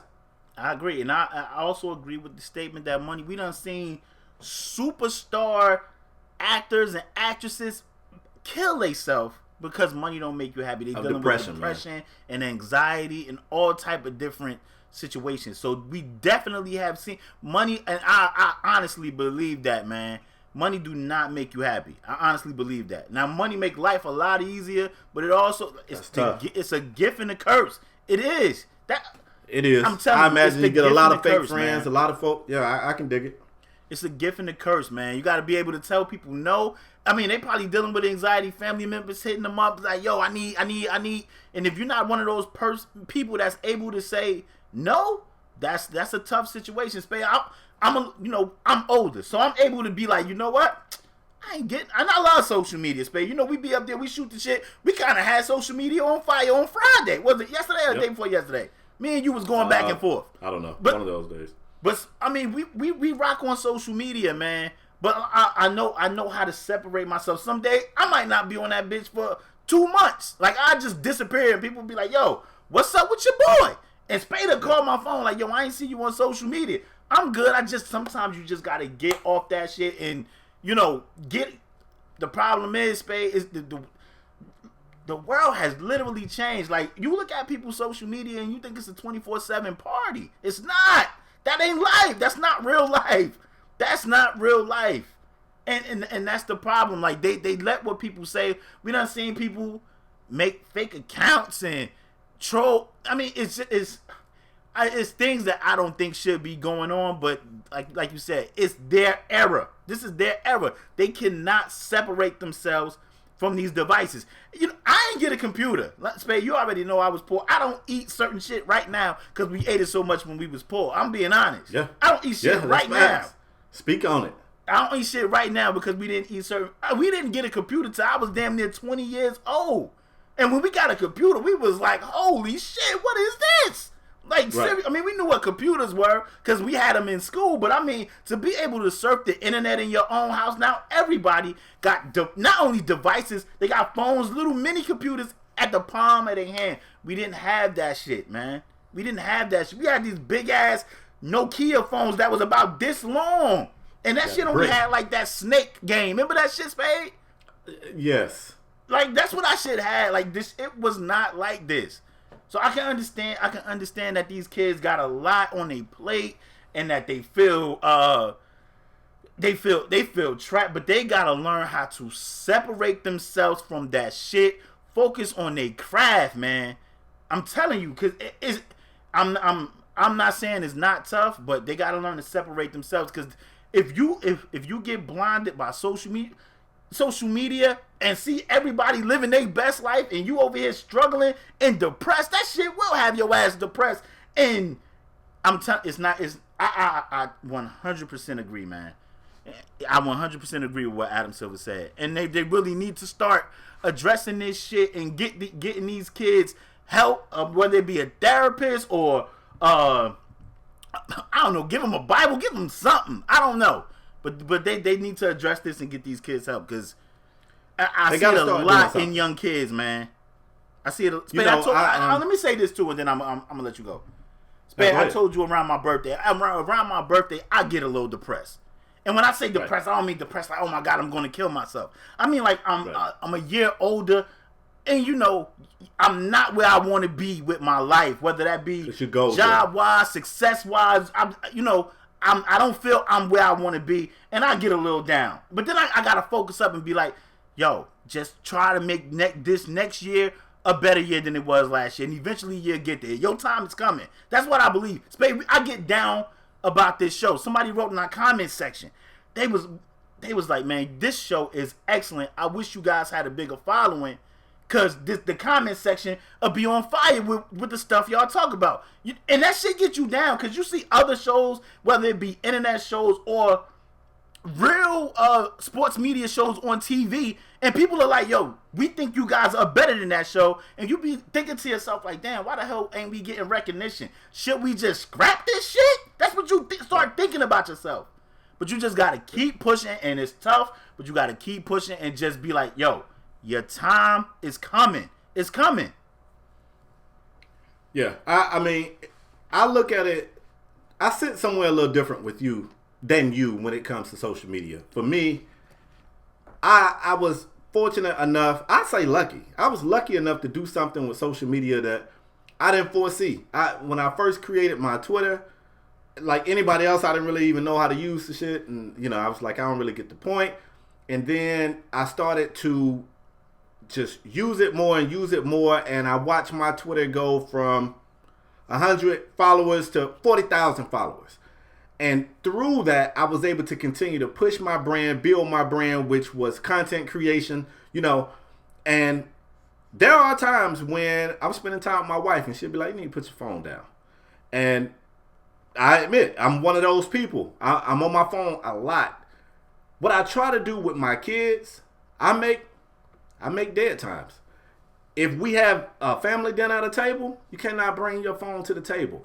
I think ultimately, man, when I hear Adam Silver talk about it, I am happy that the league got a commissioner that's that approachable, for one, and for two, that give a shit. Adam Silver said during that interview, I'm an anxious person. I deal with anxiety, and I think that's what makes me so easy to talk to. That's the biggest gift that you can give a person who needs somebody to talk to, somebody who can truly relate and not just sit here and look at you like, what? You going through what? So I don't know, man. I think the league should take some of the resources, because we know the league got a shit ton of money. Take some of those resources and, I don't know, make mandatory classes. Make mandatory sessions for all these players to be able to come vent what they're going through. Whatever, man. Keep that going. I think it's dope that the commissioner is available, but I want something a little better in place. If it's that big a deal that Adam Silver's talking about it, I think the league need to put some of their resources toward helping some of these people who are just unhappy. That shit needs to be in every city. Man. Every city. You got a professional team there. It needs to be in every city. You need to have a station or something, or I don't even know what you professionally call it, but you need to have it there, a therapist or something, in every single city that you got a professional team in. I agree. And not just basketball. I'm talking NFL. We already know with all the trauma that goes on with NFL and head contact and all that shit. I agree. Make it mandatory. I agree. They got to talk to the media. They don't want to do that either. Word. Make it mandatory. Word. All right, the NBA section of the show sadly draws to a close with that last segment. The NBA folks, we had it popping. Let's go to the NFL for this one right here, LaParis. Case Keenum. It's a quarterback I like, man. I've been a Case Keenum fan since he went to Houston and shattered the records of my boy Andre Ware, who is one of my favorite quarterbacks of all time. I felt like Case Keenum was a good player even when he got drafted, and it didn't initially look like he was a good player. He got some chances to show what he could do, and I felt like he proved he could be a starting quarterback in this league. And he got an opportunity, briefly, with the Denver Broncos, and Denver just decided they was going to ship Case Keenum out. They just recently acquired Joe Wacko Flacco. Yes, that's officially his name on this show. The Bears. Did they jump the gun and get rid of Case Keenum? Is this a good move to show Flacco that he is the guy? I said on this show, we got Flacco. They either was going to cut Keenum or trade Keenum. They found the suitor to trade for him. It was the Washington franchise. We already know what's going on over there with Alex Smith. He ended up He ended up with a broken leg, and it could potentially be career ending. Hopefully, Alex Smith is able to at least be able to get back on his feet and be able to walk and all that. Like this crap be bigger than football. It be bigger than being an athlete. You want to be able to live your life. So hopefully he's able to get back on his feet and everything works out with Alex Smith. Let's start there. But Spade, I said this when I was talking about the Flacco move. I think John Elway is moving too goddamn fast. Like I said, they was either going to cut him or trade him, but I think they jumped the gun. They putting all their eggs in Flacco? I don't know about that, man. I don't know. I think Case Keenum, Case Keenum he ain't about to light up the world. But Case Keenum is a solid quarterback. Solid. He's solid. So I can understand why the Redskins went over there and they bust the trade for him. I think they gave him back a 6, and I think they got either a 6 and a 7 for a 5 and a 6, something like that. It wasn't nothing like crazy. And what's crazy is Denver, I think his salary was maybe $7 million. I think Denver's paying 3.5 of that joint, and Washington's paying 3.5 of the rest of the salary. So Washington kind of got like a little steal. They ain't even got to pay all the salary. They got some picks. We already know Alex Smith is out. But the question is, I like Case Keenum. The question is, should Washington draft a quarterback now? Because we don't know what's going to happen with Alex Smith. Is Case Keenum the answer? And I'm going to be honest. I'm about to put John Elway on a hot seat, bro. Is John Elway on a hot seat? I'm gonna tell you what, because I don't think this season right here is going to be. I don't think this season is going to be a good season for the Broncos. And I like Lindsey, the running back. We already know what we're getting from Von Miller, but listen, that division over there is tough. The AFC West is tough. It's rumors. We'll talk about it in a minute. It's rumors that AB may be potentially going to the Raiders and that they may be trying to move up in the draft, get Derek Carr out of there and draft the QB. I don't know, man. Listen, I understand the move for the Skins. I don't like what John Elway is over there doing. Flacco is not the answer. I could be wrong. Flacco might go over there and light it the fuck up. I could be wrong. But I don't know. I don't expect it. Me neither. It'll shock me. So here's the strange thing. You spoke about Alex Smith and his knee injury, which was very similar to the Joe Theismann knee injury that ended his career. And the Skins also got Colt McCoy, who's a bit of a fan favorite, man. The fans say they like Colt McCoy. But guess what? Yeah. Colt broke his leg too. Not as bad as Alex Smith, but broke his leg too. So the Skins had to make a move. Now, making a move for Case Keenum could do a few things. Maybe they feel like Case is the guy. Case had a great season. I just had it pulled up, man. Case had a great season with the Minnesota Vikings in 2017. He completed 68% of his passes, over 3,500 yards, 22 touchdowns, and only 7 interceptions. So that I felt like that was a pretty good year. Now, that is basically the type of numbers you expect to get from Alex Smith, but with Alex off, not his future is uncertain, this could end up being a really good move. But some speculate that this is not necessarily what they're trying to do. The Skins don't necessarily love Case Keenum. Case puts him in a real good spot for a couple of things. Nick Foles is floating around out there. Nick Foles' agent is trying to secure the bag for obvious reasons. And they were saying that maybe having this guy on the team could help them get Nick Foles for a little bit cheaper price. They could say, hey, look, we want Nick Foles, but we ain't got to have him. We got Case Keenum, so we ain't finna pay the bag for him. Who knows? But it's a report out there, Spade, that Foles is on his way to Jacksonville. I heard that as well. I don't know. I mean, they can't put all they. I'm not saying they are, but they can't put all their eggs in one basket and go for Foles and then end up with nothing. So I think Case Keenum, like I said, Case Keenum is solid. He ain't about to light the world on fire, but I think he's a solid QB and he's a solid replacement until if Alex Smith come back, if Colt McCoy come back, Case Keenum can at least hold down the fort. Can at least hold it down. There's also some rumors that Case Keenum could be trade bait to help these guys go after Josh Rosen. Josh Rosen's name been coming up a lot, and we'll get to that later. But I'm with you. On the flip side of things, ooh, man, I continue to look at John Elway, and I continue to wonder if John Elway took too many hits to the head. Like, I don't know what Joe Flacco, John Elway been looking at. Yeah. But I already told you here on this show, when they got Flacco, I said, I don't even think Flacco the best quarterback on the team. Like, I would take Case Keenum over Flacco. And I know the Flacco fans going to jump in my mentions and say, if you get to the postseason, Flacco plays. Oh, they love him when they get to the postseason. They be telling me, like, if you get to the postseason Flacco, get out of here. Bro, is the Denver Broncos getting to the postseason with the Chargers and the Chiefs over there? I doubt it.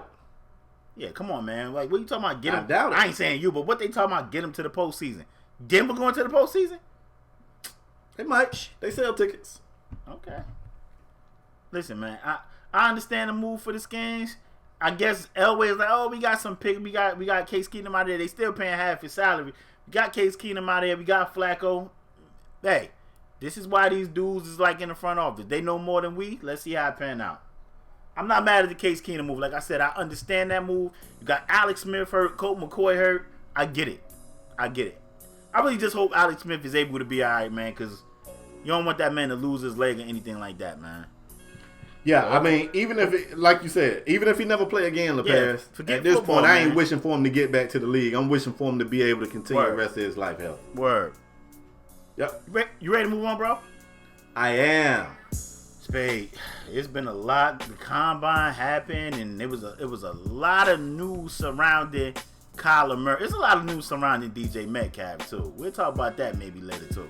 But it's a lot of news surrounding Kyler Murray and Charlie Casserly. Am I saying his name right? You know I jack names up. Something like that. That sounds about right. That sounds right. But he came out and was like that. He heard it to the grapevine that Kyler Murray interviewed terribly. The dude is arrogant. He's nonchalant. He don't work the board well. So a lot of news coming out about Kyler Murray. We know in the combine that he did not run the 40. I don't even think he participated in quarterback drills. He's going to do all that at his pro day. Spade. Was any of this warranted? Like, was this fair? Look, man, it felt personal though. It wasn't like, hey, man, I'm hearing some teams didn't like Kyler, some teams did. He had any positive things to report. He said, I'm hearing from a lot of teams.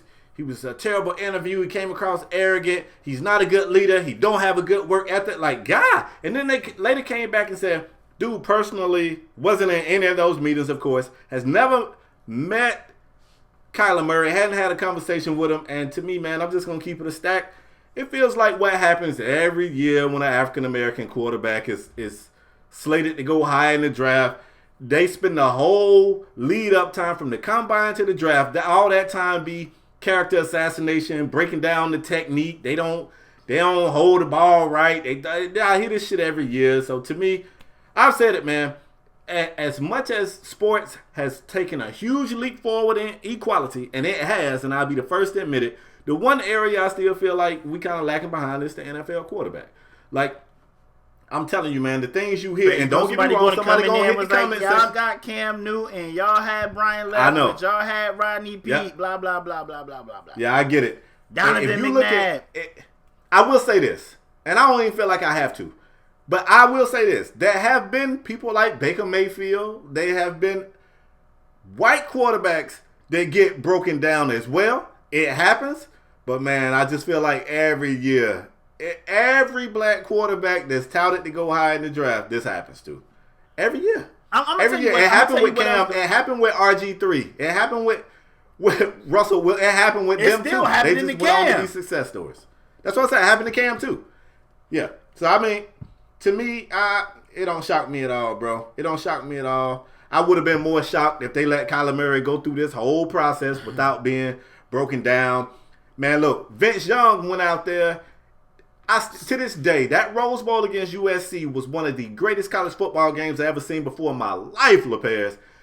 Vince Young wanted that Heisman. He deserved that Heisman. He didn't get it. And when the Longhorns met up with the Trojans, Vince Young refused to lose that game. And as good as Vince Young looked on the field, he had the measurables. He was a tall guy. You can't get him with that height one. Next thing you know, they was talking about that man Wonderlic scoring. That type of shit, that type of information ain't even supposed to be released. That stuff ain't even supposed to come out. Right. It happens every year, man. It's typical NFL. This your league, LaPaz. This your league. I'm going to tell you about my league. I'm happy that other people are actually standing up for Kyler Murray. They're like, yo, hold up. This kid is legit. Like, it's other people around the NFL that were like, you know what? I like Charlie. I know Charlie, but he wrong. He wrong. So I want to say kudos to those guys that were standing up for this kid. Now, Spade, it's all this. None of these dudes. Nobody knows if any of these dudes are going to be a home run out the ballpark hit. Like, nobody knows. It's all speculation. Nobody knows if any of these kids are going to pan out. Nobody knows that. So you can basically say, anything about any of these players. Like, I think he's going to be a bust. We've seen Mel Kiper say, this guy's going to be a bust. This guy's going to be amazing, and vice versa. And it happens the opposite way. So how about we just let it play out? Let's see what happened on the field, because you never know. I think Kyler Murray, I think he'll be all right. It was all speculation about his height. They were saying that they might have lied about his height. We don't think he's that tall, that somebody rigged the height machine. It was just a lot surrounding this kid, man, going on. Man, a lot of unfair criticism for this kid, but I think this kid is going to be all right. I'm interested to watch his pro day, man. He's going to have his pro day. He's going to throw. He's going to run the 40. And And I think he's going to be all right, man. They was even nitpicking about him in the interview space. I think the kid going number 1 to Arizona, man. That's been a consensus since I'm about to say Wizenhunt. That's not Wizenhunt over there. What's the dude name that just got that job in Arizona? Texas Tech. You talking about the coach? Yeah, Texas Tech. Can't think his name. It just slipped my mind that fast. But that's been a consensus since he been there. That Kyler Murray was going to go number 1, and that's why Rosen been on the block. Say it again. So now I gotta look it up. It's gonna drive me crazy. That's been the consensus since that coach got there. That Kyler Murray was gonna be number 1. That's why they shopping Rosen right now. I think Kyler Murray will be fine. I hope he do, but we don't know until these guys get on the field. We don't know what any of these Kingsbury, yeah. We don't know what any of these guys are gonna do until they get on the field, man. So just relax. At first it came out, I thought it was an anonymous source, but it wasn't. So he put his name on it, and I mean, he kind of been taking it on the chin because they've been on him. Yeah, he won't say who told him that though. Yeah, like those are the anonymous sources. Yeah, and that's another thing too. I got a problem with. I feel like if you want to give a report and you want to be anonymous, some things I ain't got a problem with. But when you attack a person like that though, like he's not a good leader, I feel like you should have to put a name on that, bro. You should have to put a name on that, bro. I don't like that kind of stuff. And it'll probably never change, and I understand from like a reporting standpoint why you don't leak the name, because you want those relationships and you want the inside scoop. But the fact that again, that's just a tough part of the media job. You want these connections so bad that you allow people to spew that type of stuff and remain anonymous. That's tough. That's tough. Yeah, I mean, very tough. Spade, let me ask you, you think Kyler Murray going number 1? I don't know, because the Cardinals are doing this thing now. I don't know if they baiting or what, but they saying they really don't want to give up on Rosen so early. Now, one or two things happening. They either trying to bump Rosen's value and they gonna shop Rosen, because let's be honest, I like Josh Rosen, but Josh Rosen ain't no Kyler Murray. You know what I'm saying? Let's keep it a stack. Are they really feeling like, you know what, we got so many other areas that we need help in, maybe we don't need to take a quarterback number 1. So I will admit, I don't know what the hell the Cardinals going to do. I understand why it's interest, and it makes sense for it to be interest, but they just took a quarterback. Cliffbury, how do you say his name? Kingsbury. Number 1, and I think Rosen ends up in New England. In New England? Yep. Wow, not Washington or Jacksonville. Nope. I think Foles go to Jacksonville. Washington just traded for Keenum. I think Rosen ends up in New England. He's going to be the heir apparent. You can wait. He can sit behind Brady. However many more years Brady can wait. And you got your heir apparent to Brady right there. That's what I think happens. I like it. I mean, it don't matter to me. We kick their ass every year, LeParis. I don't care who's standing back there. All right. Who is we? Dolphins. Oh we kick the Patriots' ass every year. Find a way to talk about the Dolphins, Canes, bro, I don't care if it's Brady, every show. Rosen, what's buddy name? What's the black dude name that went to the Colts? Oh, you talking about the quarterback? Yeah. What's his name? It don't matter. I don't care if it's him. Brissett. Yeah, Jacoby Brissett. I don't care if it's Garoppolo. I don't care who says down said hut in a Patriots uniform. We whipping that ass once a year. So if they think picking up Rosen scare us, they got another damn thing coming. All right? Being down in Miami, cocaine lines just scare y'all. Stop it, bro. I don't know what you're talking about. Spade, let's move on. Since we in y'all division, let's move on. Yeah, man. Got to talk Antonio Brown. You know Antonio Brown from Miami. Yeah, I know. You know that? Yeah, he went to like Central Michigan though. Like yeah, but he's from Miami. You know like that, right? The Canes didn't even recruit this guy. Like he had to go to Central Michigan because we knew he was about to go cuckoo cuckoo and dye his mustache blonde. We saw it.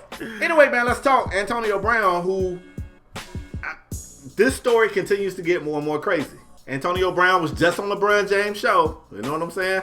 And this shit was recorded recently. Again, we talking about LeBron James, who might have too much going on, too much on his plate, too much dip on his chip. Antonio Brown was talking about a lot of stuff, man. In that interview, he kind of went in on Shannon Sharp. He said Shannon Sharp a clown. he asked LeBron, he said, LeBron, when your career over, you want to go talk on TV somewhere? And LeBron said, no, I'm trying to own a team. He like, exactly. And I'm saying to myself, how many teams y'all think it is? I mean, what that mean? If you don't own a team after your career, you a clown? Come on, bruh. Come on. Anyway, let me not even go down that street. Antonio Brown continued to go on about how he went to Coach Tomlin and told Coach Tomlin, I'm a little beat up, Coach. And said Coach Tomlin said, well, if you beat up, you can just go home. And he was like, damn, I'm supposed to be the guy, and this how you gonna do me? I imagine Coach Tomlin was like, this is an NFL football team, Antonio. Everybody a little beat up. Fuck you want me to do? Hug you? Pat you on the back? Like, I ain't the medical staff. The fuck you telling me for? I don't know what he want Coach Tomlin to do before the last game of the season when you come up and say, I'm a little beat up. What are you asking for? I don't know what that means. I don't. LePage, you are ex-football. What do that mean? Would you go tell your coach before the last game of the season that you are a little beat up? Football players got this thing, and I know the homie Hamp and all that. They ask you, are you hurt or are you injured? If you hurt, you can play. If you injured, you ain't never you lied. out. So what did he want Coach to? I don't know. I like Coach Tomlin. If you coming to me, we got one more game, regular season. We need to win this game, and we need somebody else to lose so we can make it to the postseason. Everybody understands the weight of this game. Bruh, if some shit ain't broke, don't come talk to me about nothing but some routes. You coming to me talking about I'm a little beat up. Well, just go home, Antonio, because I don't know what the hell that means. Just go home. We straight. I think I'd have said the same thing. I like that. Anyway, to get to the point, man, you know, you can't repair this relationship between the Pittsburgh Steelers and Antonio Brown. Definitely gone. It's over. It's over. It's done. And then Steelers, turns out, look, man, we like them Roonies, right? Don't we like the Roonies? Yeah. The Roonies got a little petty in them, too. It's do. Okay, Antonio want to be traded? I'll tell you what. Take your ass to Buffalo, Antonio. But before Go that deal happens, babe, hold up. Right about Wednesday, they was like, oh, it's going to be a trade on deck for Friday. It's a trade on deck for Friday. So everybody was like, oh, shit, where AB going? So everybody was like, holy shit, it's about to go down on Friday. Spade, the crazy thing is, that shit happened like Thursday at like 11:59. Like, they ain't even wait till midnight. Like, that shit crazy. But go ahead, Spade. Yeah, man. It said, take your ass to Buffalo. Mm-hmm. And look, I was seeing other players was kind of tweeting. What's my boy from the Jets, the safety, Jamal Adams? Oh, yeah, Adams. He tweeted the gif that I can just think D-Man uses gif all the time of the dude in the stands at a basketball game just laughing. Yeah, I didn't know where it was from. Yeah, man, and everybody thought it was kind of funny except for Antonio Brown. Antonio Brown went on social medias. I like to put an S on it because it's plural. Right. He went on social medias and said, fake news. I retire before I go to Buffalo. And Buffalo pulled out. Buffalo said, whoa, all trade talks are off. We ain't trying to get gypped. We ain't trying to give away no assets for a guy that just might call it quits. Right. I don't know what's going to happen here. Antonio feels like he can control the narrative, and I like that to a certain extent. You want to trade me somewhere I don't want to be, I just won't play. But that's going to scare teams off. And the Steelers don't want to get nothing for Antonio Brown, so he kind of got the vice grip on at least one of the Rooney's nuts at this point. One of them shits is in the vice grip. Do you just cut him? Because if you just cut him, he's finna go work out with somebody, and you get nothing for him. You want to be petty and trade him somewhere where you ain't got to deal with him, or somewhere where life ain't going to be too great for him. But if he don't like the trade, he going to threaten to retire. LeParis, where does Antonio Brown end up? I'm going to tell you. I like this, Antonio. It's a lot of rumors. One is the Raiders. There are a lot of people saying here end up with the Raiders. Some people were saying the Jets. Some people were saying San Francisco. They were saying the Cardinals. Some people were saying the Cardinals. A lot of teams got their name in this hat, man. It's crazy because Spade. The crazy thing is AB really do got some leverage here because he could just be like, yo, I'm out. He even did an interview on ESPN. You know, I don't know if it's still. I ain't been tuning in to like ESPN faithfully unless it's like the basketball game on. But as far as Sports Center wise, I haven't been really tuning into that. But I don't even know if it's still called the Sunday Conversation. But they did this little interview with AB, and AB was like, man, he said, I want football, but I don't need football. He said, right. Look at me in my house. This house is paid off. It's paid off. I don't owe any money on it. This is my house. Yeah. Like, it's paid off. I like that too. I like that. This house is I paid like off. that. He said, if I could retire right now and I'll be fine. That's what he said. And I'm looking at AB like, oh, he ain't bullshitting.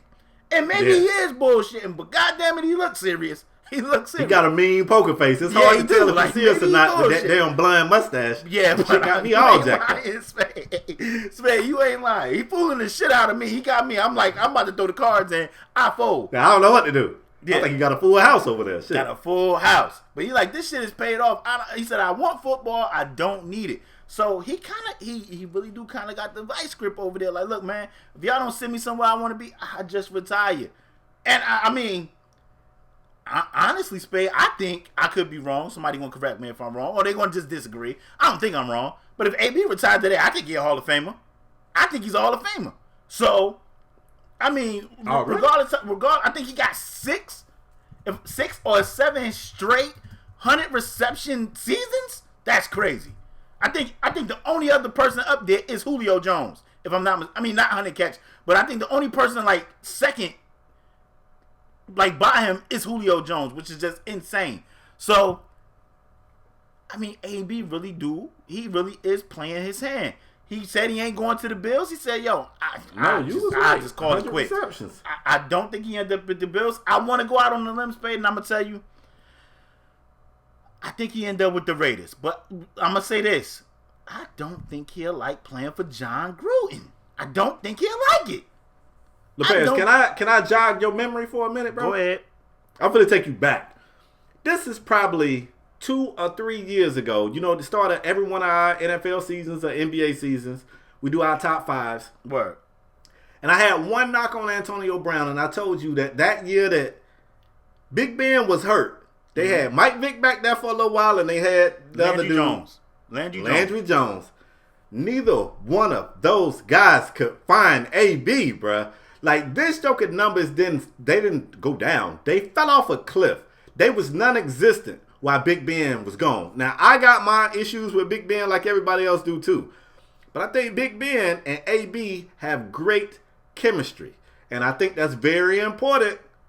And I think maybe AB is taking that for granted. Now, AB might go out there with David Carr, little brother, and everything might be Gucci. Everything, well, I don't know about it. We still ain't rocking with Gucci. Bro. Everything might be Louis. I don't think Carr gonna be there. What? It's been. You think Derek out? It's been reports that they are trying to trade this guy. Wow.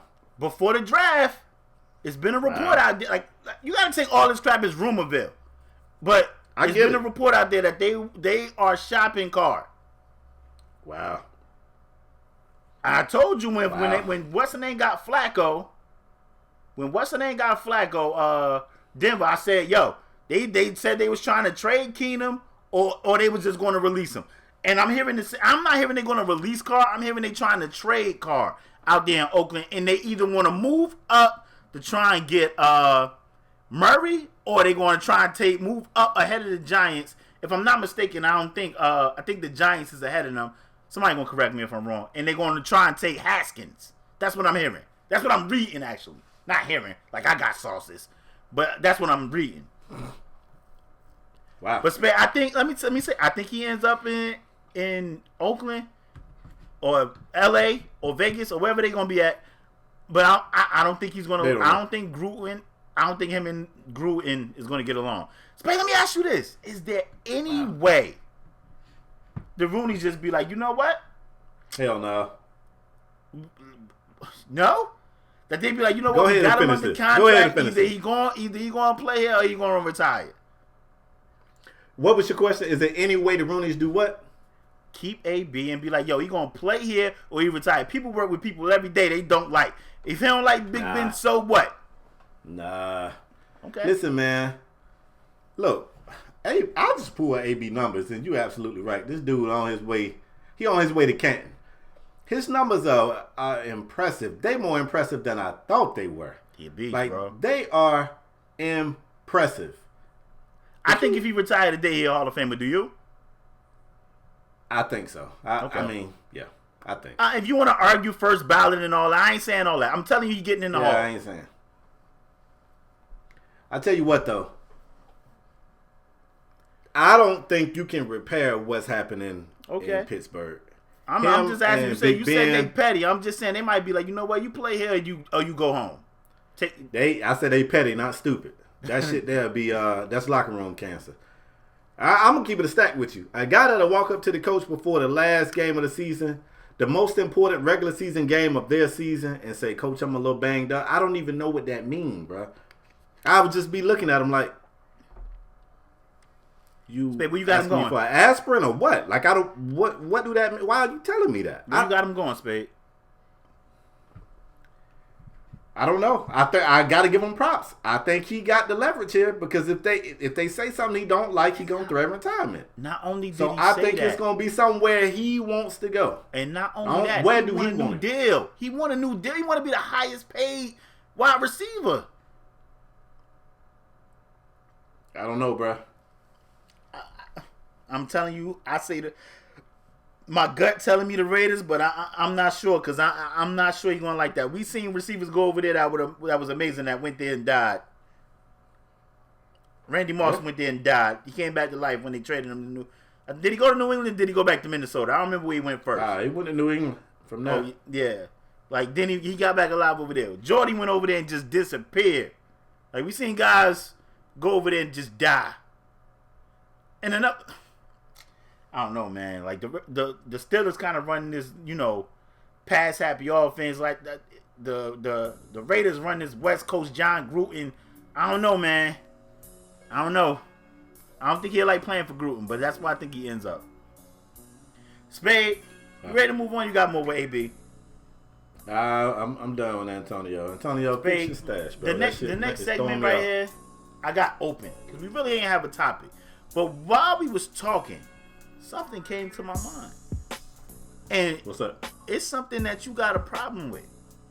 Kobe Bryant actually came out and was like, it's imperative. I hope I'm saying that word right. Somebody going to crucify me in the comment section. I think I'm saying it right. It's imperative that Ben Simmons get a jump shot. Because if he doesn't, he will regret it after his career is over. Kobe Bryant said that about Ben Simmons. Spade, you've been very critical of Ben Simmons. And if it's any time I want you if any time I wanted to light a flame under you, it was for this open topic right here we had. So I got to get your thoughts. What do you think about what Kobe Bryant said about Ben Simmons? People love Ben Simmons, by the way. They do. Ben Simmons make a routine pass, and that shit be replayed on my Twitter timeline hundreds of times. I'm like, what is this? Goran Dragic just threw it behind his back. I mean, but yes, I will say this. I don't know if he'll regret it because I'm gonna be honest with you. I think, as we've been alluding to, we should. I'm gonna title this the social media episode. Word. Social media got Ben Simmons thinking he great. So I don't know that he'll regret it unless social media start to tell him that he not great. Maybe, but when I watch him play, say it, Spade. I said it about Ingram. Bro. Say it. He's terrible. Say it, Spade. I said it about Brandon Ingram. Say it. I don't like his game, bro. Like his game. Thank you. I think he's got amazing court vision. And he's a good passer. That's the intro right there. Nothing else. That's the intro. Bro. Let's go. Nothing else about his game impresses me. Somebody gonna say something about his rebounds, but that don't even impress me because Russell Westbrook averaged double-digit rebounds. So seeing a 6'10", 6'11" guy get 9 boards don't impress me. That don't impress me. Look, Bill Russell wasn't even 7 foot tall. His game, bro, I don't like his game. And LaParis, I actually hit you up. You put me on the spot because I hit you up. Yes. This is strong arm sports, I watched baby. the Rockets play the 76ers. I said, Ben Simmons is terrible. This guy cannot shoot to save his life, bro. He was missing layups. I will say this, though. I like Kobe doing this. Because you said stop coddling. Stop coddling. Yeah. Stop telling Ben Simmons he the next LeBron James when he can't damn shoot. Stop. But I like this. When Kobe come out and say he need to work on the shot, Now, coincidentally, watching that game against the Rockets, the commentator was saying that his brother, Ben Simmons' brother, is like a trainer and has worked with other guys, and they listed names, but retained that. But apparently some guys who can shoot and said that Ben Simmons and his brother have been working relentlessly on his jumper. What I think though, he's not. Go ahead. I don't think he's confident in it, bro. Because in like shoot around, you see him, he shoots. He shoots threes. Spade, You know, he makes some. Somebody went back and got clips of Ben Simmons in like high school lighting it up. Like he was lighting it up. Not from three. Bro, Spade, I swear I'm going to find this clip. I'm going to send it to you. It was high school three, but he was lighting it up, Spade. I'm going to show you. Hey, you're going to have to find I'm going to show you. He was lighting it up, bro. I was like, this ain't Ben Simmons. This got to be Mike Bibby or something. Like, who is this? He was lighting it up. I'm going to show you that clip. I'm going to show you that clip. I'm going to show you it. Somebody posted that shit and he was lighting it smooth up. I didn't believe it was him. I'm like, this shit got to be Photoshop. But I wanted to bring this Ben Simmons statement because I know how you feel about Ben Simmons. And, I mean, this new era of sports just have people just crowning folks before. Spade, the Philadelphia Sixers, I said this to Tobias Harris, gotta be the priority. Like, somebody's gonna be like, oh, what about Jimmy? I think they gotta sign Tobias Harris. Tobias Harris. And I think Tobias Harris actually makes a guy like Ben Simmons' job a lot easier. Maybe Jimmy Butler, he can be kind of a hard person to get along with. I don't see that with Tobias Harris. But from what I'm seeing with Philly with no Embiid, they don't look good, man. They don't look good. I felt like Philly was one of those teams that could be in the Eastern Conference Finals, and I'm not feeling that way right now. I don't think Ben Simmons is a guy, and I know, Jesus, so they about to get me too. I don't feel like Ben Simmons is a guy that can carry the team. They need Embiid. Embiid. And you still being nice. You talking about, I don't feel like, stop it. You know he can't because you've seen how people defend him. They rather get three in the key. They rather stand directly in the restricted area than go out there and guard this guy, and he don't make people pay for it. I will speak on. Go ahead. Oh, I just found a video. Ben Simmons was making it rain from three in high school. Let me see. Yeah, man. Spade, he was spraying up. Hold up. Let me see, because this might be cap. That's why, I don't even like that word, but I don't do that, man. Like I said, I thought the shit was Photoshop. Photoshop. We can pause the pod. I want to see this. Okay, that was one. Okay. Yeah. He's. Oh nah, they got it on loop. Wait a minute. This ain't but like. Hold up. One. Spade over there counting the threes in the video, y'all. I couldn't even see his feet on that one. That probably was a long shoot. Spade, I don't even care if it's a three or not. He pulling jumpers. He don't even shoot now. Oh yeah. So it's confidence. Yeah, you think? It's gotta be. He shoot him and shoot around. He makes them. I don't know. It ain't but like 5 or 6 though. I'm just saying, Spade. Like, I mean, we ain't seen him shoot one. I will say this.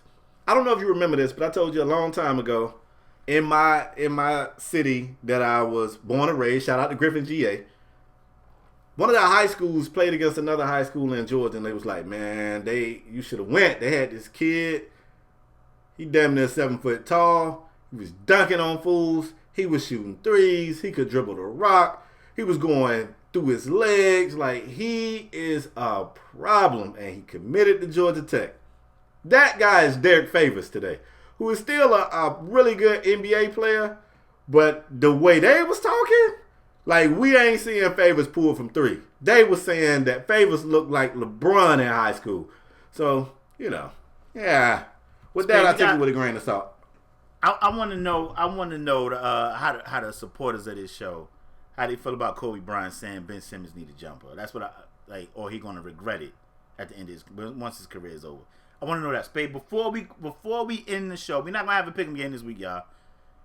Before we end the show, Spade, I got one more topic I want to talk. I want to talk about DK Metcalf real quick. We don't got to spend a lot of time on it. But Okay. his measurables and all this crap are outstanding. The dude, like, what, 6'4" or something, like, chiseled body, like, built like a Greek god, pause. Built like a god. Everybody talking about some, oh my God, this kid, this big, this fast. He ran like a 4.3, something crazy. It was a Spade. They said the kid had 1.6% body fat. And you know, I hit you on the phone as soon as I said I did the Soldier Boy. 1.6% body fat. Like, what? No way. I'm like, I think you need a certain amount of body fat to be alive. You do. And like, you know what I mean? I'm like, that can't be true. And come to find out, they debunked that and said that's not true. But he actually ran like the shuttles terribly, like in the bottom half of like everybody in the combine. He was down there. And, you know, I take guys and wide receivers. Steve Smith was on him kind of hard. He didn't really kick his back end, but was like, you know, the shuttle is pretty, you know, pretty bad. Shannon Sharp was on him. And they were saying stuff like, you know, the shuttles, running the shuttles, that's how you change direction, be able to run routes, be able to do all them little, like, I just posted a video on my Twitter of route running, and we seen some of these guys get busy with the route running, and I'm like, I mean, just watching this shit is beautiful to watch. And Shannon Sharp was like, man, all the highlights they showed of this, man, he was running seams, he was running straight, he wasn't really doing nothing spectacular. And I gotta say to you, Spade, how I felt about Metcalf before everybody, they was crowning him and they was comparing him to Julio Jones, and side by side, number wise, I mean the numbers are damn near identical. They was comparing him to Calvin Johnson and all type of other big wide receivers that ran hella fast, that got out, you know, jumped out the gym. He jumped out the gym too, Spade. And I want to say this. I'm not even saying DJ Metcalf is going to be terrible or anything like that. I'm just saying we got to pump our brakes when we look at these type of guys with these type of measurables, because we seen this type of stuff before. Notably, a lot of people was comparing him to John Ross, another speedy guy that's basically on a trade block right now. Cincinnati trying to trade him. But I wanted to get your thoughts about DJ Metcalf, what you've seen from him in the combine, and comparing him to Julio Jones, Calvin Johnson, guys like that. I'm gonna give you a real high level. Like, this is super, super high level. When Julio Jones was in college, bro, you ain't really have to watch Alabama games to know Julio was going crazy. What?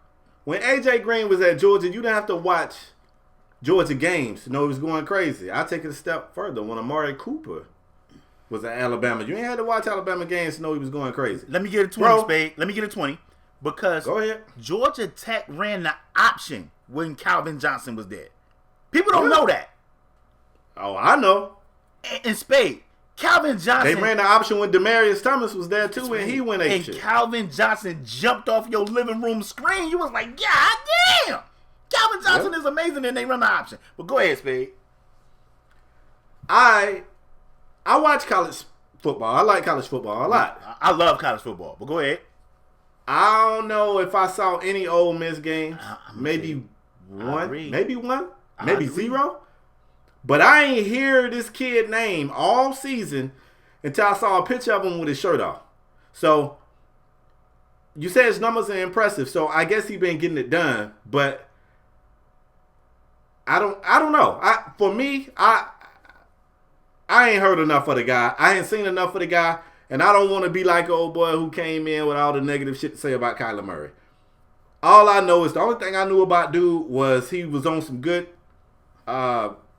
I ain't even going to say they was PEDs. But the protein, what protein is he buying? Because the shit that you get from GNC ain't making dudes glow up like that. I saw a picture of him in high school and a picture of him in college, and I was like, come on, bro. Come on. I don't know. Yeah, I know. That's what they do at the combine. They compare guys to other guys that's in the league. I don't like the Julio Jones and Calvin Johnson comparison, man. I joke around with Julio, but let's be honest.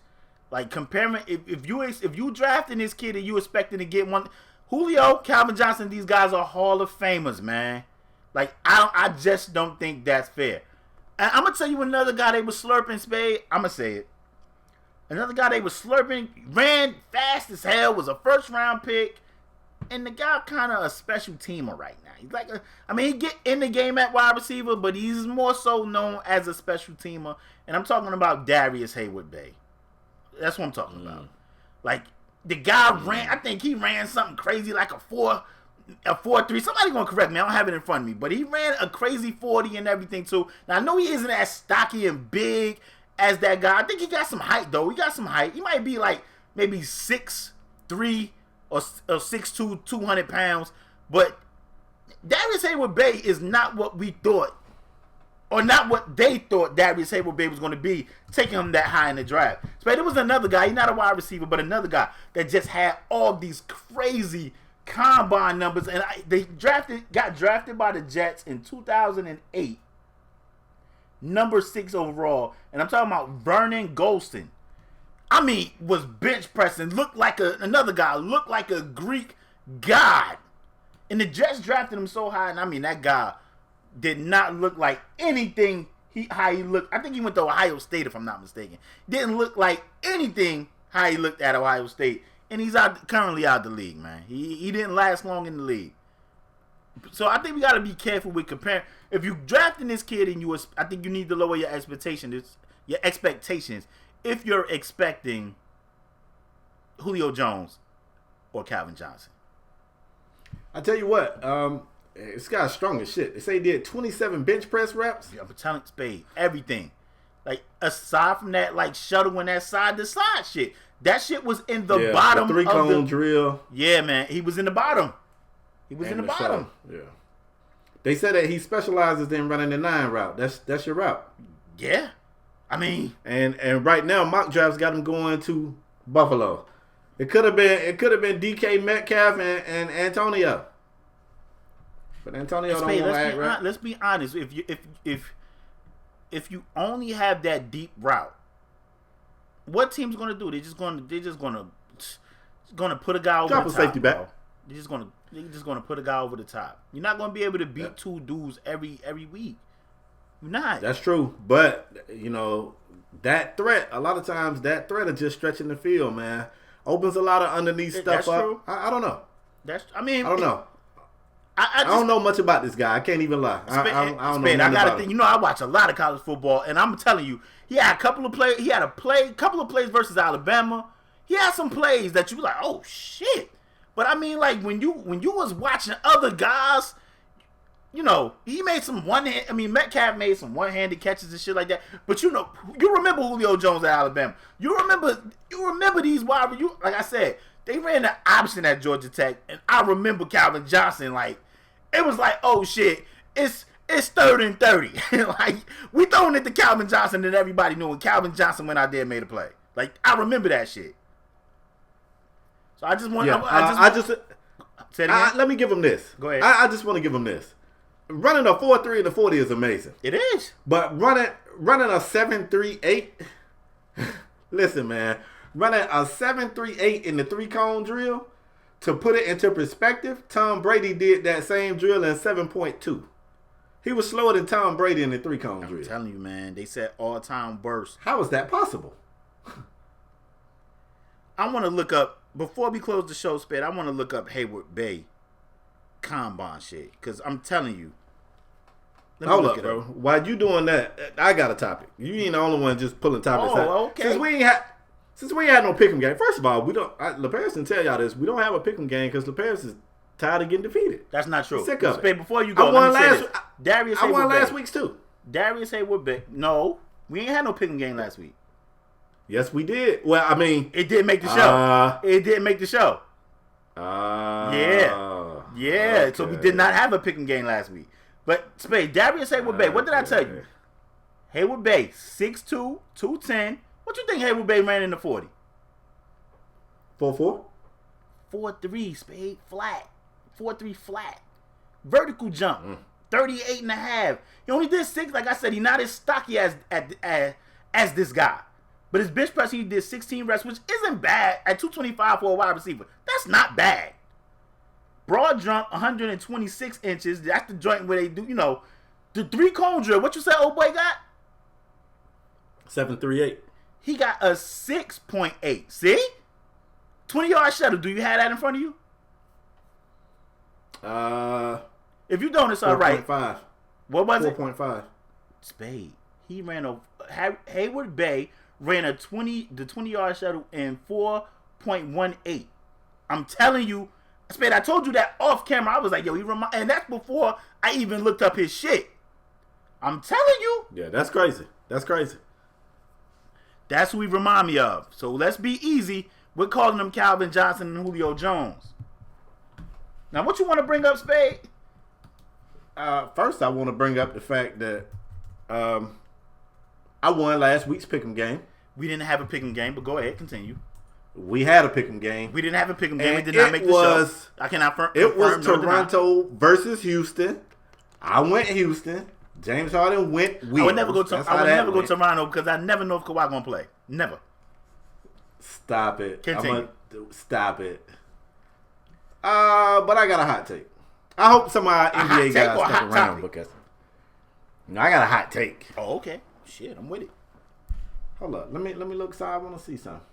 Hold on. But I think this show been fire, man. It's a longer show. Okay, I seen somebody in the comment section too said, longer shows, clap, clap, clap, clap, clap. Okay.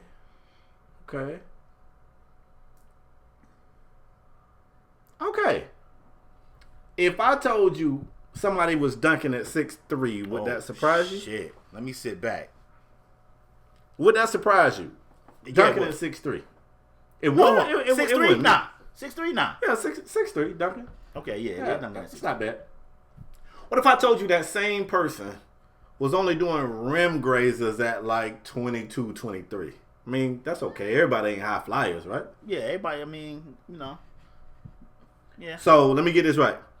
I show you a skinny 20-year-old at 6'3" doing rim grazers. Okay. And that same person have a couple of ankle injuries. Okay. Uh-oh. That person come back. That person will be 31. What's today's date? Hold on, let me see today's date. Is the Okay, 9th. It's the 9th. That person will be 31 years of age this week. And at 31, now this person catching oops off the bounce. Is that typically how the body works? Like, for me, I know everybody ain't me, but my jumping ability probably maxed out in my early 20s. That's when I was at my peak. Then I started to taper off after that. Well, I mean, would you say that's kind of right? I would say that's fair. So I would say that's you fair, would but say, Spade, we're not pro athletes getting the finest training. Let me say that. They getting the finest. You was getting the finest training, but you been getting. Hold up, how many seasons? I'm just saying we're not pro athletes getting the finest training. They eating right. You know, a lot of people going vegan. You know, they getting a little light. They getting a little light on their feet. A little lighter. If you was getting the finest training for 10 years, for a decade, would it take 10 years for you to start seeing the benefits of this training? The finest training? 10 years? I mean, but you did say they had some ankle injuries. So all right, bro, let's just cut to the chase. Maybe they wasn't capable of getting the finest training. Maybe they was training, but wasn't getting the finest training because they had ankle injuries. I'm just trying to. I mean, I don't know what you're talking about. So I'm just trying to bounce off. Let's just cut to the chase. Okay. Steph Curry on PEDs, bro. And I just want the world to know. I want the world to know. I'm going to tell you what made me start thinking this, bro. I saw a picture. So we just making allegations out here. So that's what we doing? Bro, look. Okay, you're right. Let me rephrase that. Let me say that better. I would not be shocked if it was later determined Steph Curry was on PEDs. Let me say that. You're right. I like that you caught that. My legal team is going to love that you caught that. Let me say that better. I saw a picture of the NBA All-Stars. You know, it was Team LeBron, Team Giannis. I watched Team Giannis take a photo. They was in white jerseys, I think. And I was like, damn, Steph Curry arms is big as shit. When did Steph Curry get this jacked? This dude was sitting like this. He looked like DK Metcalf, little brother or something. The light-skinned one. I said, wait a minute. So I'm weird. I started looking at the arms. And I was like, It's like 2 guys on this team possibly with bigger arms than Steph Curry. Wow. That Golden State training facility is doing a hell of a job with Steph. Then I start seeing this man dunking. He catching oops. He caught a oop backwards. And I said, this man is like 30, right? So I looked it up. I said, okay, we're going to say that's 31. He'll be 31 this week. 31. LeParis, I'm in my 30s too. Barely. So I know a thing or two about being in your 30s. That ain't typically when you jump and peak out, fam. That ain't the way God manufactured us. That ain't how we work, okay? The big arms, I give you a pass on that. Maybe he just doing the shit out some curls. Maybe he just walking around curling. But your jumping don't typically peak out in your late 20s, early 30s. That ain't how it works. Spade, I just say, yeah. Could it be the Under Armours? Stop it. I'm asking. I got you. Hey, stop it. Could it be the Under Armours? Guess what somebody told me? They said, he's in the NBA, man. They got the best trainers. I said, so give me another case of an NBA player that was rim grazing as a rookie and catching oops backwards at 31. If this is a typical NBA training result, we would see this more. We would see Steve Nash start booming in his 30s. Steve Nash didn't boom in his 30s. He didn't. Give me another example. Until then, I would like to say here on the podcast. You asking me? I don't have an example for you. I'm putting that in the atmosphere, bro, for okay. anybody. Because somebody going to hit the comment section. Look, I don't know what this. Thug is going to come through it and try. Since we ending the show and we making allegations, can I make one? That's not an allegation, bro. I said if it came back later that he was on PEDs, I wouldn't be as shocked as some others. All right, well let me throw mine out. If it came back that the Greek freak Giannis Antetokounmpo was on PEDs, it wouldn't shock me either. Because they showed a video of Greek freak, young Greek freak, mad skinny, yo. Mad skinny. The one where he said, I want to be NBA player. Yeah. You talking about that? Bruh. I mean, with since we just jumping jersey. Since we jumping out like the gym, trying to be cute. His shoulder was popping out of it. Bro, that man, and I got a running joke on the show with Kid, the homie Kid. And I'll be like, man, you know, when the PED, hey, we seen what steroids did to Ivan Drago and Rocky. Like, it just broke his body down. Like, it wore out. I told Kid, I said, yo, when the PEDs and the HGH run out on the Greek and he started getting injured, which he is now, like he been having some issues with his knee. When they run out in the playoffs and y'all be a second round out, don't look at me like it's my fault, okay? The HGH and the PEDs ran out. So since we just throwing out, what we wouldn't be shocked if that happened, I wouldn't be shocked if it was said, oh, Greek freak was on the juice too. I wouldn't be shocked. I do want to say this. I was recently, I don't know why I saw it. It was on my timeline. And it was like, never forget when Reggie Evans was shocked that Giannis was 20. And it was during the game, and Reggie Evans was on the sideline looking up. He was like, how old are you? He was like, 20? You 20? And Giannis was like, yeah, I'm 20. Like, he was who so voice is that? Who voice is that? That was Giannis' voice. I heard, you can hear him. Yeah. What? Yeah. Who the hell is Mo? Mo? Who the hell is Mo? Yeah, man. I ain't saying nothing about Giannis. I'm going to let you deal with the Milwaukee fans. It ain't no Milwaukee fans. It's only like 2. I take Sam and Thug when they come through and bang the cannon. I'm just saying, y'all, I'm not accusing anybody of anything. That's not the way I'm not that guy. Me neither. I'm just saying. I'm just saying.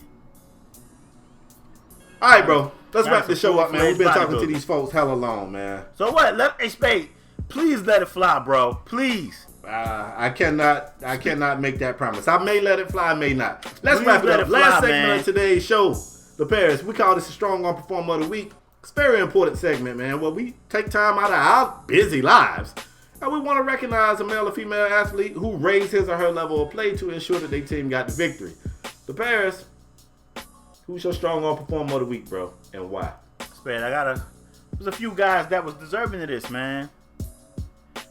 But I'm going to a place that I've been very critical of this place, bro. And I mean Houston. Huh?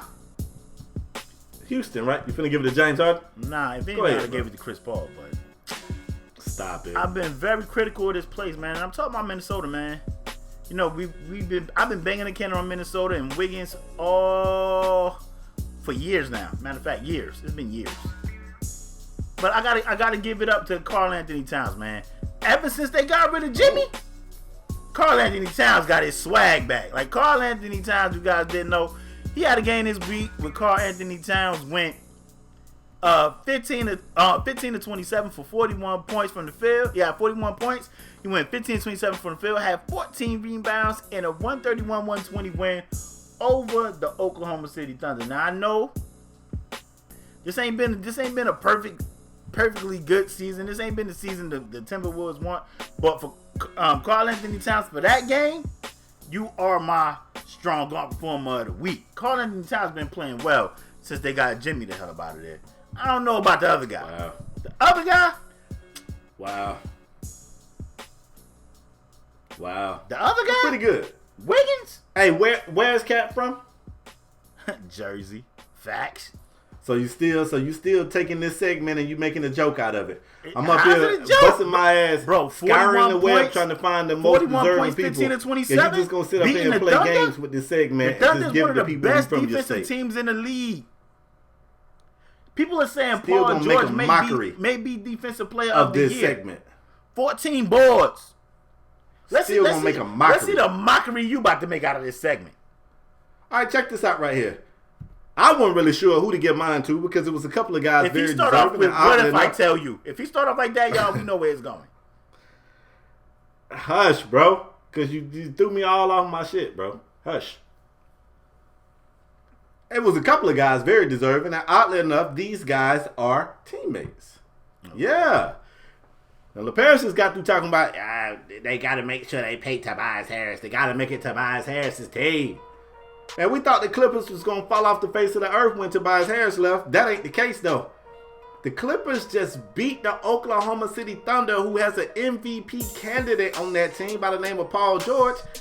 And they did it behind the shooting of two guys, Danilo Gallinari and Lou Will. Here's another thing, fun fact. Both of those guys had 15 attempts at the charity stripe. When James Harden get double-digit free throws, people cry, oh, James Harden get all the goals. Where's Lou Will from? I don't even know. Atlanta, but go ahead. Oh, is he? I didn't even know that. Go ahead, coinkydink. Go ahead. That broke my tie right there since you said that. I want to give it to Lou Will for coming off the bench in 34 minutes, putting up 40 big points. He had 4 steals, 5 dimes, 7 rebounds. And now y'all see why I'm not impressed with Ben Simmons getting 9. Lou Will came off the bench and got 7. I'm not impressed. Lou Will, for that performance, bro, you are my strong arm performer of the week. And I didn't even know you was from Georgia. Congratulations on being from Georgia, too. That's all I got, bro. Lou Will is, look, if they later came back and said Lou Will was on PEDs, I would be shocked. I would be shocked if Lou Will was on PEDs. He's not jumping no higher today than he was when he came in the league. You know what I'm saying?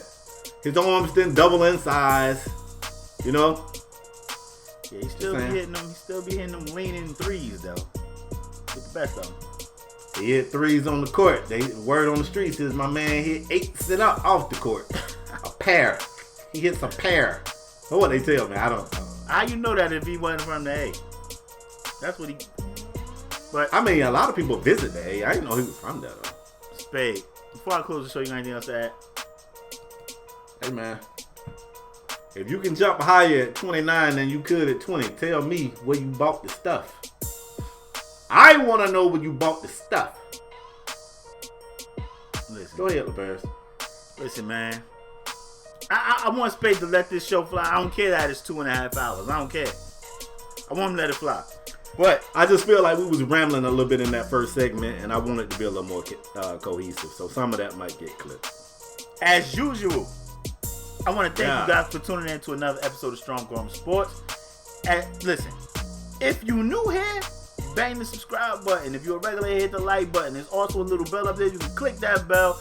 It sends a notification to your mobile device to let you know that a new episode has been uploaded to our YouTube channel. If you don't want to see two dudes arguing in the box, it's okay.